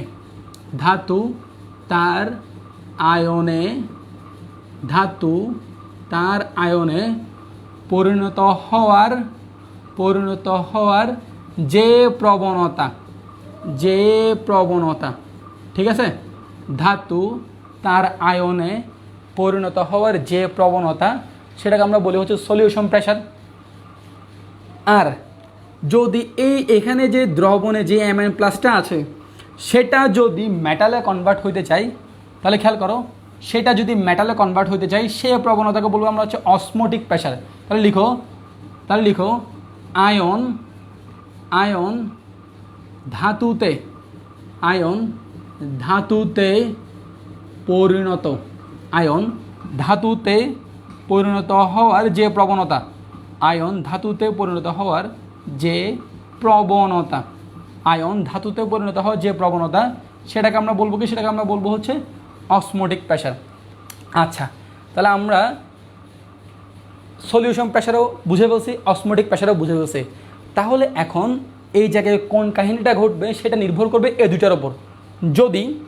যদি দ্রবণ চাপ যদি বেশি হয় কার তুলনায়, অসমোটিক প্রেশারের তুলনায়, তাহলে ধাতুটা আয়নে পরিণত হয়ে যাবে, মানে এই ঘটনাটা ঘটবে।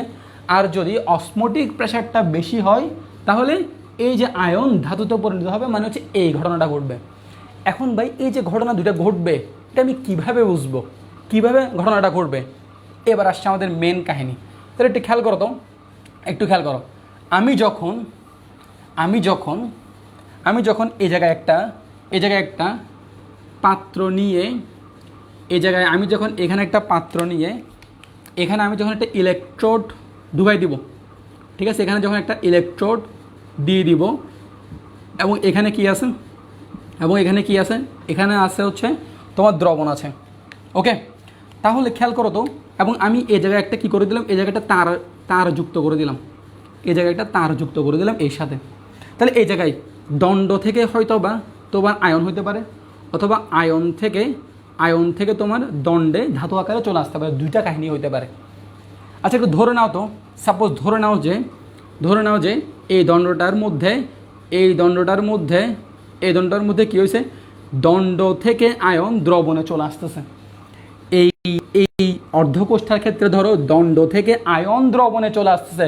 আচ্ছা, ছোট্ট করে একটু কমেন্ট করে বলো তো, দণ্ড থেকে যদি দ্রবণে আয়ন চলে আসে তাহলে এই অর্ধকোষ্ঠার মধ্যে কোন জিনিসটা বেশি, অসমোটিক প্রেশার নাকি সলিউশন প্রেশার, কোনটা বেশি? দেখি একটু কমেন্ট করে বলো কোনটা বেশি। দণ্ড থেকে যদি আয়ন দ্রবণে চলে আসে তাহলে কোনটা বেশি একটু কমেন্ট করে জানাও কোনটা বেশি। হারি আপ, দ্রুত কমেন্ট করা হবে। যারা একদম নতুন আসছো তারা লাইভ ক্লাসটা শেয়ার করে দাও যাতে সবাই একসাথে লাইভ ক্লাসটা দেখতে পারে। ওকে,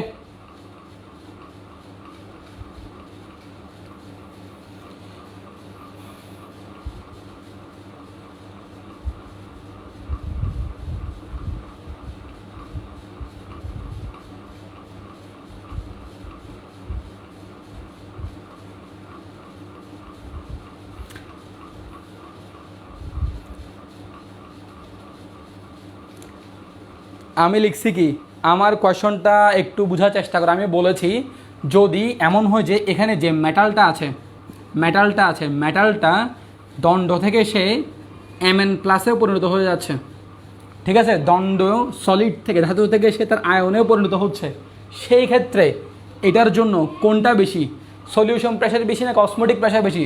দেখো তো, এই সলিউশন প্রেশার বা দ্রবণ চাপ আমরা কি লিখছি, ধাতু তার আয়নে পরিণত হওয়ার যে প্রবণতা। এখানে ধাতু ছিল হচ্ছে কি মেটাল, সে আয়নে পরিণত হয়েছে, Mn প্লাস হয়েছে, তো সেক্ষেত্রে কি হবে,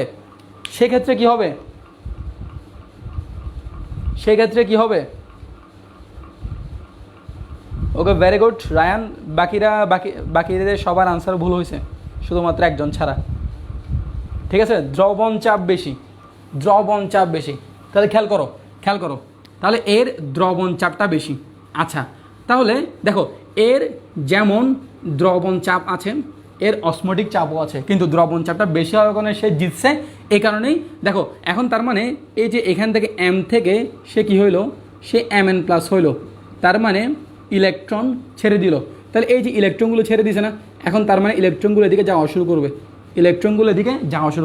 আচ্ছা, ভালো কথা। আচ্ছা দেখো তো, আমি চাচ্ছি কি এই যে এই অর্ধকোষটার সাথে এই জায়গায় আরেকটা অর্ধকোষ আমি কি করাবো, আরেকটা অর্ধকোষ আমি যুক্ত করাবো। আচ্ছা, একটু খেয়াল করো, আরেকটা অর্ধকোষ যুক্ত করাবো আমি। খেয়াল করো, ধরো এই অর্ধকোষটার মধ্যেও ঠিক সেম কাহিনী হচ্ছে, এটা একটা মেটাল, এর ক্ষেত্রেও ধরো আমরা ধরে নিচ্ছি মেটালটা কিসে পরিণত হচ্ছে? Mn প্লাসে পরিণত হচ্ছে।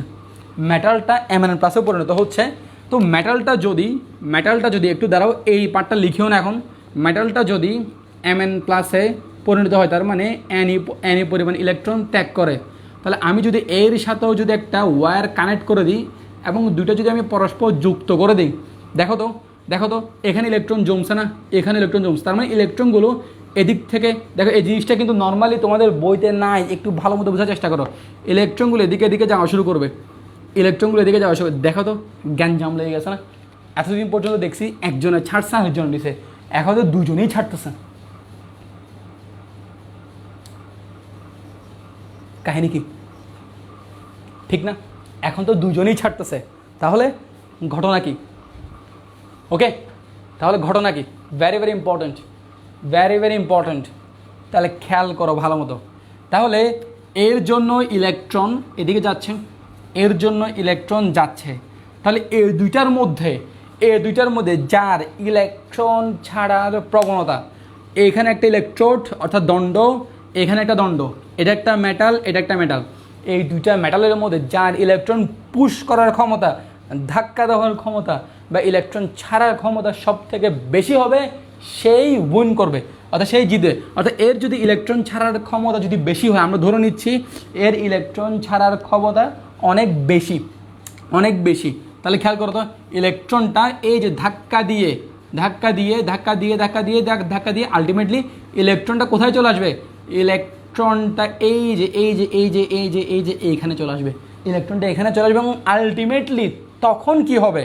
তখন হবে এই কিন্তু ইলেকট্রন ছাড়লো, বাট এই মেটালটা এর সাপেক্ষে দুর্বল হিসেবে যখন ঘোষণা পেয়ে গেছে, ভাই আমি তো ভাই দুর্বল, আমার আর করার কিছু নাই, আমার তোর ইলেকট্রনটাই আমার নিতে হবে, তখন কি করবে? ইলেকট্রনগুলো এসে যখন এই জায়গায় জমবে, তখন এই যে ওর যে ছাড়ার যে টেন্ডেন্সিটা ছিল, সে ধাতু হিসেবে যে তার ইলেকট্রন ছাড়ার যে টেন্ডেন্সিটা ছিল, সেটা আর থাকবে না।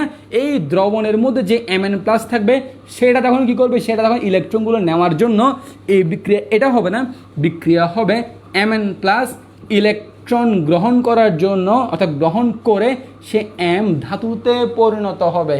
তার মানে আমাদের মেটাল সমূহের ইলেকট্রন ছাড়া প্রবণতা অবশ্যই থাকে, বাট আমি যখন দুইটা জিনিসকে এরকম একটা ওয়্যারের মাধ্যমে, একটা তারের মাধ্যমে যখন আমি যুক্ত করে দেব, তাহলে কে নিবে কে দিবে এটা নির্ভর করবে কার পাওয়ার কতটুকু, এ বেশি ছাড়তে পারে নাকি এ বেশি ছাড়তে পারে। যার পাওয়ার যত বেশি, সে আলটিমেটলি কী করবে? উইন করবে। ওকে, একটু বলো জিনিসটা, এই কনসেপ্টটা তোমরা বুঝছো কি না? এই কনসেপ্টটা একটু তোমরা বুঝছো কিনা একটু কমেন্ট করে বলো। এই কনসেপ্টটা একটু বুঝছো কিনা একটু কমেন্ট করে বলো। ওকে, ভেরি গুড। ইলেকট্রন ছাড়ার ক্ষমতা কার বেশি স্যার, বুঝবো কিভাবে?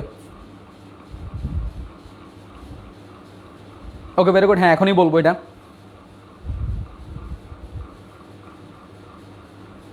হ্যাঁ, ভেরি গুড, অধিক সক্রিয় ধাতু এই কারণেই অ্যানোড হিসেবে ব্যবহৃত হয়। ওকে ওকে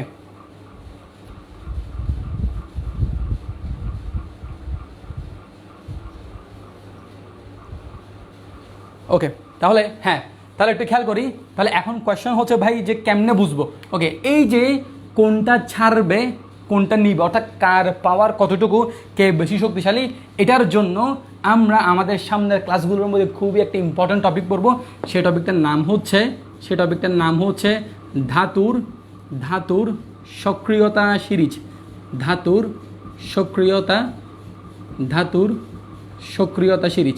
ধাতুর সক্রিয়তা সিরিজের মধ্যে আমরা দেখব হচ্ছে আমরা উপর থেকে নিচ পর্যন্ত একটা সিরিজ পড়ব। একদম উপর থেকে নিচ পর্যন্ত, একদম উপরে ধাতুটা হচ্ছে সব থেকে বেশি পাওয়ারফুল। এখন এই পাওয়ারফুল জিনিসটা কি অ্যাকচুয়ালি, সেটা আমরা সামনের ক্লাসগুলোর মধ্যে পড়বো, পাওয়ারফুল মানে কি, আর একদম লাস্টের ধাতুটা কম পাওয়ারফুল। তাহলে কোনো কারণে ধরো আমরা তোমাদের কাছে এখানে বলে দিচ্ছি, যদি এটা যদি জিঙ্ক হয়, এটা যদি কপার হয়, এবং আমি তোমাকে বলে দিচ্ছি আমরা যখন সক্রিয়তা সিরিজ পড়বো তখন দেখবে তুমি জিঙ্কটা হচ্ছে অনেক উপরের ধাতু, কপারটা হচ্ছে অনেক নিচের ধাতু। তার মানে বেশি পাওয়ারফুল কোনটা? বেশি পাওয়ারফুল হচ্ছে জিঙ্ক। আমরা ধাতু সক্রিয়তা সিরিজ এখন পড়াচ্ছি না, আমরা সামনে পড়বো তখন এটা খুব ভালো মতো আমরা বুঝবো কীভাবে এটা আয়ত্ত করতে হবে। তাহলে উপরে হচ্ছে জিঙ্ক, নিচে হচ্ছে কপার। তাহলে জিঙ্ক আর কপারকে যখন আমি একসাথে যুক্ত করে দেব, তাহলে জিঙ্কের দ্রবণ চাপটা এত বেশি যে এই যে আলটিমেটলি সে যখন ইলেকট্রন ছাড়বে, কপার তার ইলেকট্রনগুলো আলটিমেটলি গ্রহণ করবে। কে গ্রহণ করবে? এই দণ্ড। এই যে এখানে যে আয়নের মধ্যে কপার 2+ আছে, সেই কি করবে? সেই ইলেকট্রনটা আলটিমেটলি কী করবে? গ্রহণ করবে। তাহলে এই ছাড়ার কারণে, অর্থাৎ এই ছাড়ার পাওয়ারটা এত বেশি হওয়ার কারণে এর আর কি করতে হয়েছে? এর না পারতো আর গ্রহণ করতে হয়েছে। ওকে, তাহলে ঠিক এই জায়গায় আমি তোমাদেরকে যে বলেছিলাম যে সবসময় ডান বামের কাহিনীটা, ডান বামের যে কাহিনীটা একটু দেখি বলো তো, যে তোমাদেরকে যদি পরীক্ষায় এরকম একটা কোয়েশ্চেন আসে, পরীক্ষায় যদি এরকম একটা কোয়েশ্চেন আসে, ধরো এখানে একটা ইলেকট্রোড আছে, এখানে একটা ইলেকট্রোড আছে, এখানে একটা ইলেকট্রোড দিলাম, এখানে একটা ইলেকট্রোড আমি দিয়ে দিলাম। ওকে, এখানে দ্রবণ আছে, এখানেও দ্রবণ আছে, ঠিক আছে। এই দুইটাকে আমি তার দ্বারা যুক্ত করে দিলাম, ঠিক আছে। তাহলে দেখো তো, যদি তোমাদেরকে আমি কোয়েশ্চন করি এই দুইটা জিনিসের মধ্যে, এই যে এটা হচ্ছে ধরো বি, এটা হচ্ছে এ, তাহলে এই কোয়েশ্চনটা একটা আনসার দাও। এই বিটার, এই বি অর্ধকোষটার এই ইলেকট্রোডের দ্রবণ চাপ বেশি। তাহলে এর যদি দ্রবণ চাপ বেশি হয়, আমার কোয়েশ্চন তাহলে এই ইলেকট্রোডের দ্রবণ চাপ বেশি আর এই ইলেকট্রোডের দ্রবণ চাপ কম। কার তুলনায়? বি এর তুলনায়, মানে বি এর ইলেকট্রোডের দ্রবণ চাপ বেশি, এ এর ইলেকট্রোডের দ্রবণ চাপ বি এর তুলনায় কম। আমার কোয়েশ্চন হচ্ছে ইলেকট্রন কোন দিকে যাবে? বি থেকে এ এর দিকে যাবে, নাকি এ থেকে বি এর দিকে যাবে? দেখি তোমরা একটা আনসার দাও, দেখি। ইলেকট্রন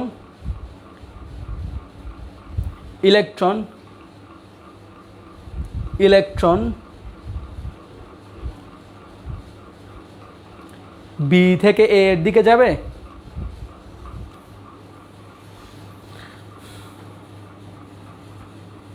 দেখি একটু আনসার দাও।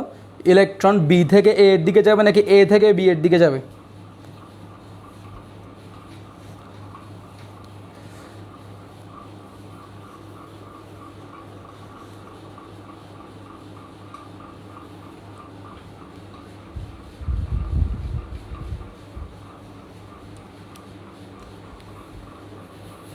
ওকে, ভেরি গুড। ইলেকট্রন বি থেকে এ এর দিকে যাবে, ভেরি গুড। তাহলে দেখো তো, তোমরা সবাই আলটিমেটলি বুঝেই ফেলেছো, ইলেকট্রন যদি বি থেকে যদি এ এর দিকে যায়, বি থেকে যদি ইলেকট্রনের ফ্লো হয়, তাহলে দেখি বলো তো, এই পুরা কোষটার মধ্যে আলটিমেটলি কোনটা হবে অ্যানোড এবং কোনটা হবে ক্যাথোড? আবার কোয়েশ্চন, আবার আনসার চাই। কোনটা হবে অ্যানোড, কোনটা হবে ক্যাথোড? চট করে সবাই বলে ফেলো। আমরা একটু হিন্টস দিয়ে দিচ্ছি। আমরা কি বলেছিলাম? যেখানেই জারণ ঘটবে, মানে ইলেকট্রন যেই ছাড়বে সেই হয় অ্যানোড, আর ইলেকট্রন যে গ্রহণ করবে সেই অর্ধকোষটা হবে কি? সেই অর্ধকোষে থাকবে ক্যাথোড। ওকে, ভেরি গুড ট্রায়ান। অ্যানোড হচ্ছে বি, ক্যাথোড হচ্ছে এ। বাকিরাও সবাই কমেন্ট করে ফেলো। ওকে, ভেরি গুড মুগ্ধা, বি থেকে এ।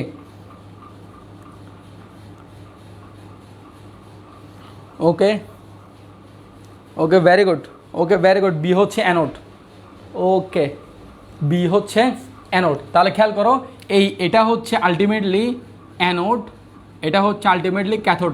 দেখি তো পোলাপান এখন কি মাথা ঘুরে যাচ্ছে যে ভাই এখন তো অ্যানোড তো ডানে হয়ে গেছে, ক্যাথোড তো বামে হয়ে গেছে। তাহলে এই জিনিসটা ওটা আমি বোঝাচ্ছিলাম যে অ্যানোড যে চিত্রের মধ্যে সবসময় ডান বামে থাকবে এরকম কাহিনী নাই, কিন্তু আমি যখন এই কোষটা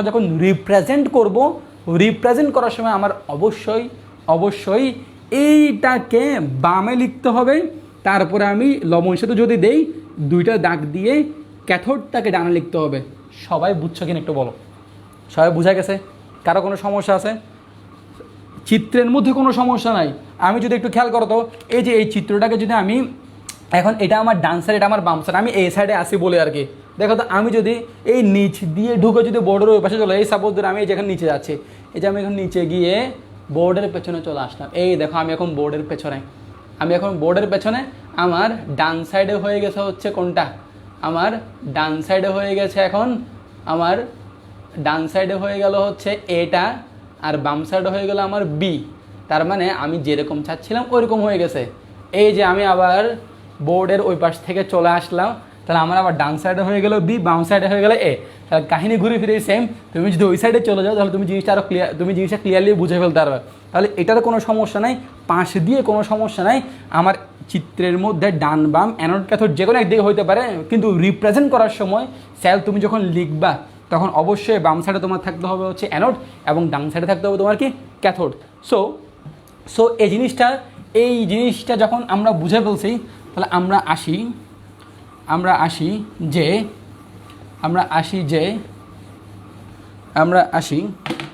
যে দেখো, তাহলে এবার আসি আমাদের মেন ইলেকট্রোড পটেনশিয়ালের মধ্যে। দেখো ইলেকট্রোড পটেনশিয়াল বা তড়িৎদ্বার বিভব দুই ধরনের, ঠিক আছে, দুই ধরনের,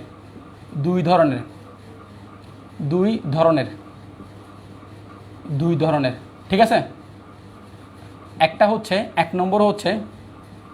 নম্বর হচ্ছে জারণ বিভব, আরেকটা হচ্ছে কি, আরেকটা হচ্ছে বিজারণ বিভব। একটা হচ্ছে জারণ বিভব, আরেকটা হচ্ছে কি, আরেকটা হচ্ছে বিজারণ বিভব, ঠিক আছে। জারণ বিভব, বিজারণ বিভব। আমি একদম প্রথমে যদি এক নম্বরটা নিই, এখানে একটা পাত্র আছে,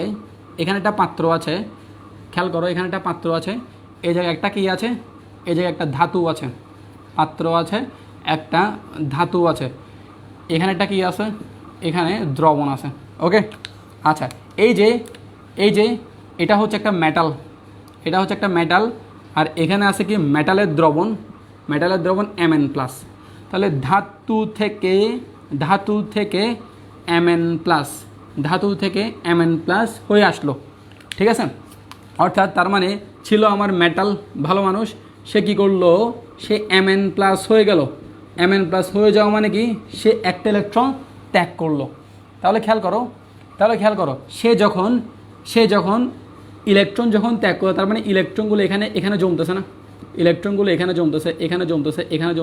জমতেছে, এবং আশেপাশে এই Mn+গুলোও জমতেছে না, Mn+গুলো আশেপাশে জমতেছে, Mn+গুলোও জমতেছে। এই যে Mn+গুলো আশেপাশে জমতেছে। তাহলে দেখো তো, এদিকে Mn+ জমলো, এদিকেও জমলো, মাঝখানে ইলেকট্রন জমলো। তাহলে দেখো তো, এদিকে পজিটিভ, এদিকে নেগেটিভ। তার মানে এই পজিটিভ আর নেগেটিভ যেহেতু পাশাপাশি থাকতেছে, তাদের মধ্যে একটা পটেনশিয়াল ক্রিয়েট হবে না, একটা বিভব ক্রিয়েট হবে না। পজিটিভ আর নেগেটিভ যখন পাশাপাশি থাকবে তখন তাদের মধ্যে কি ক্রিয়েট হবে, অবশ্যই বিভব ক্রিয়েট হবে। এই যে ধাতু ইলেকট্রন ত্যাগ করে ধাতবে আয়নে পরিণত হলে তাদের মধ্যে তড়িৎদ্বারের মধ্যে যে বিভব শক্তি উৎপন্ন হয় সেটাকে আমরা বলবো কি, যে জারণ তড়িৎদ্বার বিভব। তাহলে আমরা যদি অক্সিডেশন ইলেকট্রোড পটেনশিয়াল বা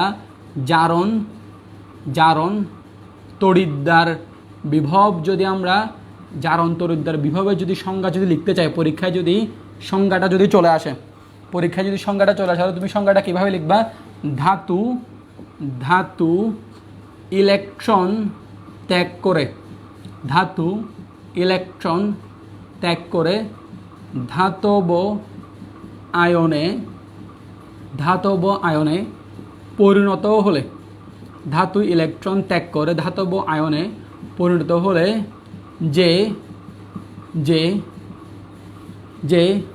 বিভব, আচ্ছা, হলে এই জায়গায় লিখো তড়িৎদ্বার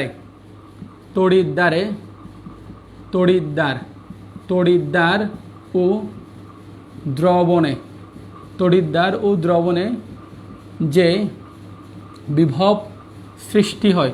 অ্যাকচুয়ালি বিভব তো সৃষ্টি না, বিভব পার্থক্য সৃষ্টি হয়, একই কথা। যদিও ফিজিক্স অনুযায়ী ডিফারেন্স আছে, আমরা বিভব পার্থক্য মেজার করতে পারি, বিভব মেজার করতে পারি না।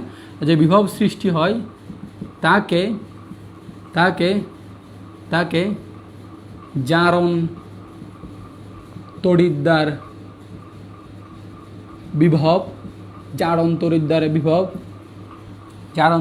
বিভব বা বা অ্যানোডে বা অ্যানোড তড়িৎদ্বার বিভব বলা হয়। অ্যানোড তড়িৎদ্বার বিভব বলা হয়। তাহলে তড়িৎদ্বারের বিভব, তাহলে এখানে একটা বিভব ক্রিয়েট হচ্ছে ইলেকট্রন ছাড়ার ফলে। তাহলে ধাতু ইলেকট্রন ত্যাগ করে ধাতব আয়নে পরিণত হলে তড়িৎদ্বার ও দ্রবণে যে বিভব সৃষ্টি হয়। অ্যাকচুয়ালি বিভব বলতে এখানে বিভব পার্থক্যটায় বোঝানো হচ্ছে এই যে ইলেকট্রন আর পজিটিভগুলোর মধ্যে যে পটেনশিয়াল ডিফারেন্সটা ক্রিয়েট হচ্ছে সেটাই হচ্ছে আমার জারণ তড়িৎদ্বার বিভব। এবং একে আমরা কী দ্বারা প্রকাশ করি? একে বিভবকে আমরা এখানে ই দ্বারা প্রকাশ করব। ঠিক আছে, ই অফ, যেহেতু জারণ ঘটেছে এই কারণে আমি দিব কি অক্সিডেশন। জারণের ইংরেজি হচ্ছে অক্সিডেশনে OX লিখলাম। এবং কোথায় ঘটেছে? যেহেতু অ্যানোডে ঘটেছে এই কারণে আমি জায়গায় লিখলাম কি অ্যানোড। একে ই অক্স অ্যানোড অথবা ই অক্স লিখলেও হবে, দ্বারা প্রকাশ করা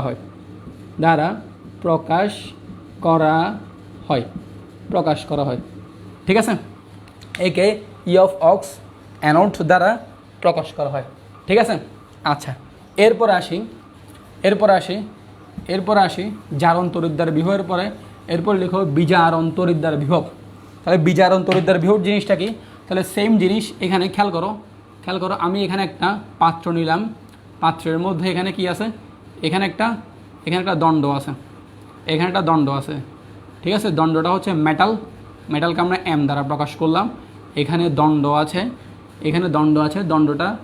দ্রবণ আছে।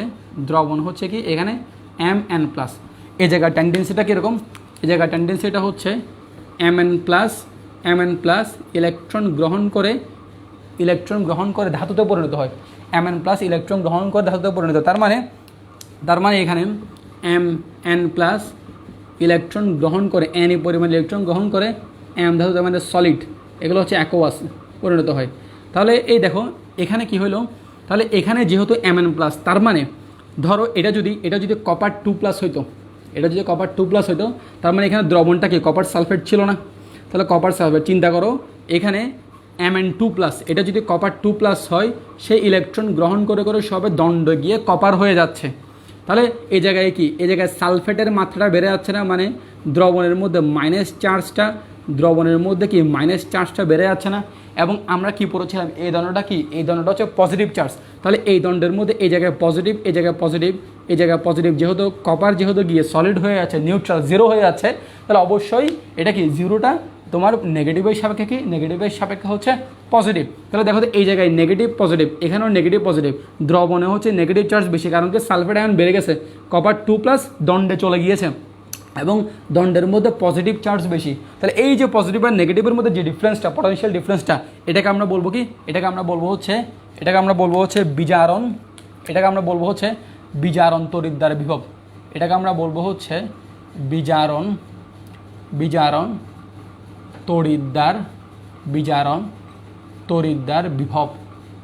তড়িৎদ্বার বিভব। ঠিক আছে, তাহলে এখান থেকে আমরা বিজারণ তড়িৎদ্বার বিভবের সংজ্ঞাটাও লিখে ফেলতে পারবো। কিভাবে লিখবো?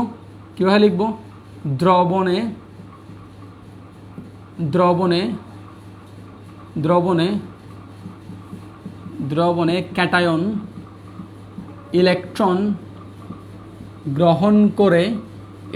গ্রহণ করে ধাতুতে পরিণত হলে তড়িৎদ্বার ও দ্রবণের মধ্যে যে বিভব পার্থক্য বা বিভব সৃষ্টি হয় তাকে বিজারণ তড়িৎদ্বার বিভব বলে। একে ই অফ, যেহেতু বিজারণ তাহলে কী হবে? রিডাকশনের রেট কোথায় ঘটবে? ক্যাথোডে ঘটবে। ই অফ রিডাকশন ক্যাথোড। একে ই অফ রিডাকশন ক্যাথোড দ্বারা প্রকাশ করা হয়। আচ্ছা, সব কিছু ক্লিয়ার কিনা একটু বলো, সব কিছু ক্লিয়ার কিনা, বোঝা যাচ্ছে কিনা, বোঝা যাচ্ছে কিনা, একটু ক্লিয়ার কিনা বলো।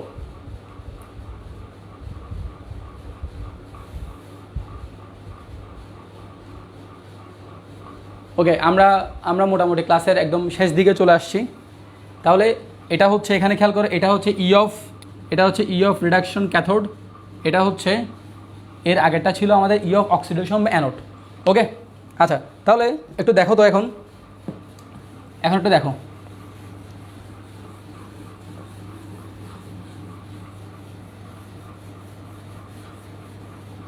এখন একটু দেখো, এই যে আমরা যে তড়িৎদ্বারের যে বিভবটা পাইলাম, ই of oxidation, E of reduction, এই তড়িৎদ্বার বিভব, এই তড়িৎদ্বার বিভব কিছু কিছু জিনিসের উপর নির্ভর করে, মানে বিভবটা কিসের উপর নির্ভর করবে, ঠিক আছে। তাহলে আমরা এখন লিখব হচ্ছে তড়িৎদ্বার বিভবের নির্ভরশীলতা, তড়িৎদ্বার বিভবের নির্ভরশীলতা, তড়িৎদ্বার বিভবটা কিসের উপর নির্ভর করে, ঠিক আছে, তড়িৎদ্বার বিভবের নির্ভরশীলতা। একদম প্রথমে এক নম্বর হচ্ছে ধাতু ও তার আয়নের উপর নির্ভর করবে, ধাতু ও তার আয়নের উপর নির্ভর, ধাতু ও তার আয়নের উপর নির্ভরশীল, ধাতু ও তার আয়নের উপর নির্ভরশীল। অর্থাৎ যদি জিঙ্ক হয়, যদি জিঙ্ক দণ্ড হয়, তাহলে তার আয়ন হচ্ছে জিঙ্ক 2+, তাহলে তাদের দুইজনের মাঝখানে যে পটেনশিয়াল ডিফারেন্সটা হবে, তাহলে অবশ্যই কপার আর কপার 2+ এর মাঝখানে পটেনশিয়াল ডিফারেন্সটা একই হবে না, একটু পার্থক্য হবে। ওকে, আচ্ছা তাহলে ঠিক তেমনই যদি আমরা আয়রন নিই, আয়রন আর আয়রন 2+ এর মধ্যে যদি আমরা আয়রন নিই, আয়রন আর আয়রন 2+ এর মধ্যেও কী হবে, অন্য একটা ডিফারেন্স ক্রিয়েট হবে, অর্থাৎ তারা একই হবে না। তাহলে আয়ন একরকম, এখানে আয়ন একটা, ধাতু একটা, এখানে আয়ন আর একটা, ধাতু আর একটা, তাহলে আলাদা আলাদা ক্ষেত্রে আলাদা আলাদা রকম হবে, ঠিক আছে, ধাতু ও তার আয়নের উপর নির্ভরশীল। ওকে, এরপর 2 নম্বর আসি আয়নের ঘনমাত্রার উপর। 2 নম্বর হচ্ছে আয়নের ঘনমাত্রার উপর নির্ভরশীল। আয়নের ঘনমাত্রা, এই যে আমরা যে দ্রবণগুলো লিখছি, জিঙ্ক 2+, কপার 2+, আমরা জিঙ্ক 2+ মানে কি, এখানে কী ছিল, জিঙ্ক সালফেট ছিল, কপার 2+ মানে কী ছিল, এখানে কপার সালফেট ছিল, ঠিক আছে। তাহলে জিঙ্ক সালফেট, কপার সালফেট, তাহলে এদের বিভিন্ন জনের ঘনমাত্রা বিভিন্ন রকম। তাহলে আমি যদি জিঙ্ক সালফেট যদি একটা দ্রবণে যদি 1 মোলার নিই, তাহলে তার জন্য এই যে বিভবটা, তড়িৎদ্বার বিভবটা একরকম আসবে। আবার আরেক জায়গায় যদি আমি 0.1 মোলার নিই, তাহলে তার জন্য বিভবটা কি আসবে, অন্যরকম আসবে, ঠিক আছে। তাহলে বিভিন্ন ক্ষেত্রে কীরকম আসবে, বিভিন্ন রকম আসবে। ওকে, আচ্ছা তাহলে এখন আসি আয়নের ঘনমাত্রা গেলে, এরপরে হচ্ছে আয়নের ঘনমাত্রার উপর নির্ভরশীল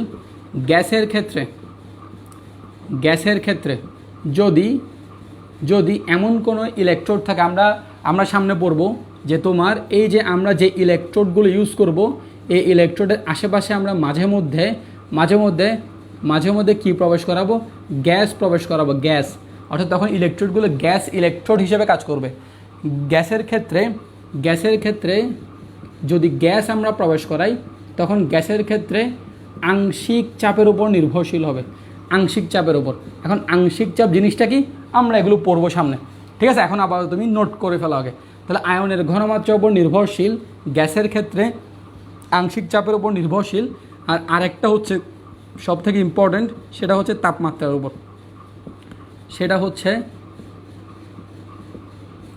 উপর, ঠিক আছে। তাহলে ধাতু ও তার আয়নের উপর নির্ভরশীল, আয়নের ঘনমাত্রার উপর নির্ভরশীল, গ্যাসের ক্ষেত্রে আংশিক চাপের উপর নির্ভরশীল, আরেকটা হচ্ছে কি তাপমাত্রার উপর নির্ভরশীল। ওকে, সবাই জিনিসটা বুঝতে পারছো? তাহলে আমাদের এই তড়িৎদ্বার বিভবটা এই সকল জিনিসের উপর নির্ভর করে। ওকে, তড়িৎদ্বার বিভবটা এই মোস্ট অফ দ্য মেইনলি এই 4টা বিষয়ের উপর নির্ভর করবে। তুমি আয়ন নিলে বিভিন্ন রকম হবে, বিভিন্ন আয়ন নিলে বিভিন্ন রকম হবে। তোমার যদি ঘনমাত্রা যদি চেঞ্জ করো তাহলে তোমার বিভবটা বিভিন্ন রকম আসবে। আর গ্যাস যদি নাও তার ক্ষেত্রে তার আংশিক চাপের উপর নির্ভরশীল হবে, চাপটা কীরকম দিচ্ছ তুমি, আর টেম্পারেচারের উপর নির্ভরশীল। ওকে, আচ্ছা, তাহলে এখন আমরা মেনলি পড়ব হচ্ছে প্রমাণ অবস্থা। এই যে প্রমাণ অবস্থায় কীরকম হবে, প্রমাণ অবস্থা কীরকম হবে, ঠিক আছে। যদি আয়ন Mn+, অর্থাৎ আমি দ্রবণে যে আয়নটা ব্যবহার করি সেটা যদি 1 মোলার হয়, তাহলে ধরো এই যে আমি যে মনে আছে এখানে এই যে দ্রবণের মধ্যে এখানে ইলেকট্রোড ছিল, এটা কি ছিল, এটা ছিল জিঙ্কের দণ্ড। এখানে আমি ইউজ করছি জিঙ্ক সালফেট। এই যে জিঙ্ক সালফেটের মধ্যে জিঙ্ক 2+ আছে, এটা যদি ঘনমাত্রা যদি 1 মোলার হয়, এটার ঘনমাত্রা যদি 1 মোলার হয়, আর যদি আমি যদি গ্যাস ইলেকট্রোড ইউজ করি, অর্থাৎ গ্যাসটা যদি তোমার 1 অ্যাটমসফিয়ার বা অ্যাপ্রক্সিমেটলি 1 বার হয়, তাহলে বার জিনিসটাকে এগুলো আমরা অন্যদিন পড়বো। অর্থাৎ তোমার হচ্ছে চাপের আরেকটা হচ্ছে বার 1 অ্যাটমসফিয়ার আর 1 বার একদম পরস্পর প্রায় কাছাকাছি, ঠিক আছে। আর 3 নম্বর হচ্ছে টেম্পারেচারটা যদি আমি 25 ডিগ্রি সেন্টিগ্রেড তাপমাত্রায় রাখতে পারি, 25 ডিগ্রি সেন্টিগ্রেড বা 298 কেলভিন, তাহলে আমি যদি এই জিনিসগুলো মেনটেন করি, অর্থাৎ আমি বিক্রিয়া করাচ্ছি, এমন একটা কোষ বিক্রিয়া করাচ্ছি যেখানে টেম্পারেচারটা হচ্ছে 25 ডিগ্রি সেন্টিগ্রেড, আর গ্যাসটা হচ্ছে, যদি গ্যাস ইলেকট্রোড ইউজ করি তখন তার চাপটা হচ্ছে এই 1 অ্যাটমসফিয়ার বা 1 বায়ুমণ্ডলীয় চাপ, এবং যে আয়নটা আমি ইউজ করলাম দ্রবণটা তার যদি ঘনমাত্রা যদি 1 মোলার হয়, তাহলে আমি বলতে পারবো আমার পুরো কোষ বিক্রিয়াটা প্রমাণ অবস্থার মধ্যে ঘটেছে, ঠিক আছে। তাহলে এটা হচ্ছে প্রমাণ অবস্থার জন্য। ওকে, তো আমি এখন ম্যাথের মধ্যে ঢুকবো, সবাই একটু লিখে ফেলো, জিনিস একটু লিখে ফেলো, ঠিক আছে। ওকে, আচ্ছা, ক্লাস ডিউরেশন মনে হয় অনেক বেশি লম্বা হয়ে গেছে, ঠিক না?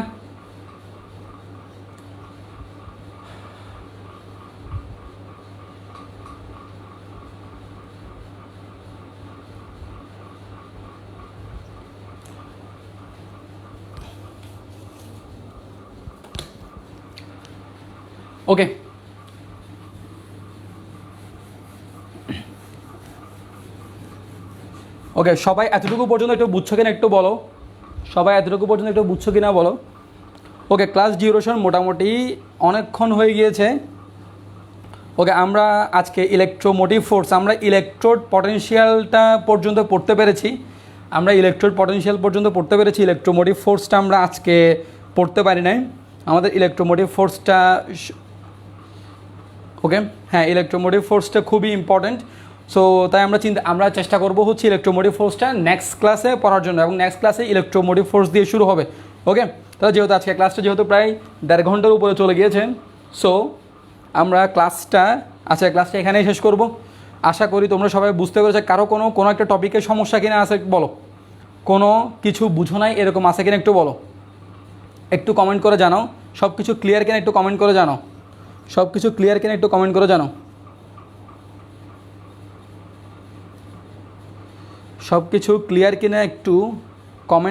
জানাও, যা যা পড়াইছি সবগুলো ক্লিয়ার কিনা একটু কমেন্ট করে জানাও। আমি পুরো চ্যাপ্টারটা এই লাইভ ক্লাসের মধ্যে শেষ করাবো ইনশাআল্লাহ। তাহলে এখানে মেনলি হচ্ছে আজকের যে আমরা ইলেকট্রোড পটেনশিয়ালটা পড়েছি সেটা পড়ার সময় একদম বেসিক থেকে জিনিসটা আনার চেষ্টা করেছি, একদম তোমাদেরকে বলতে গেলে একদম পুরো ফিল করিয়েছে জিনিসটা কিভাবে কি হয়, ঠিক আছে।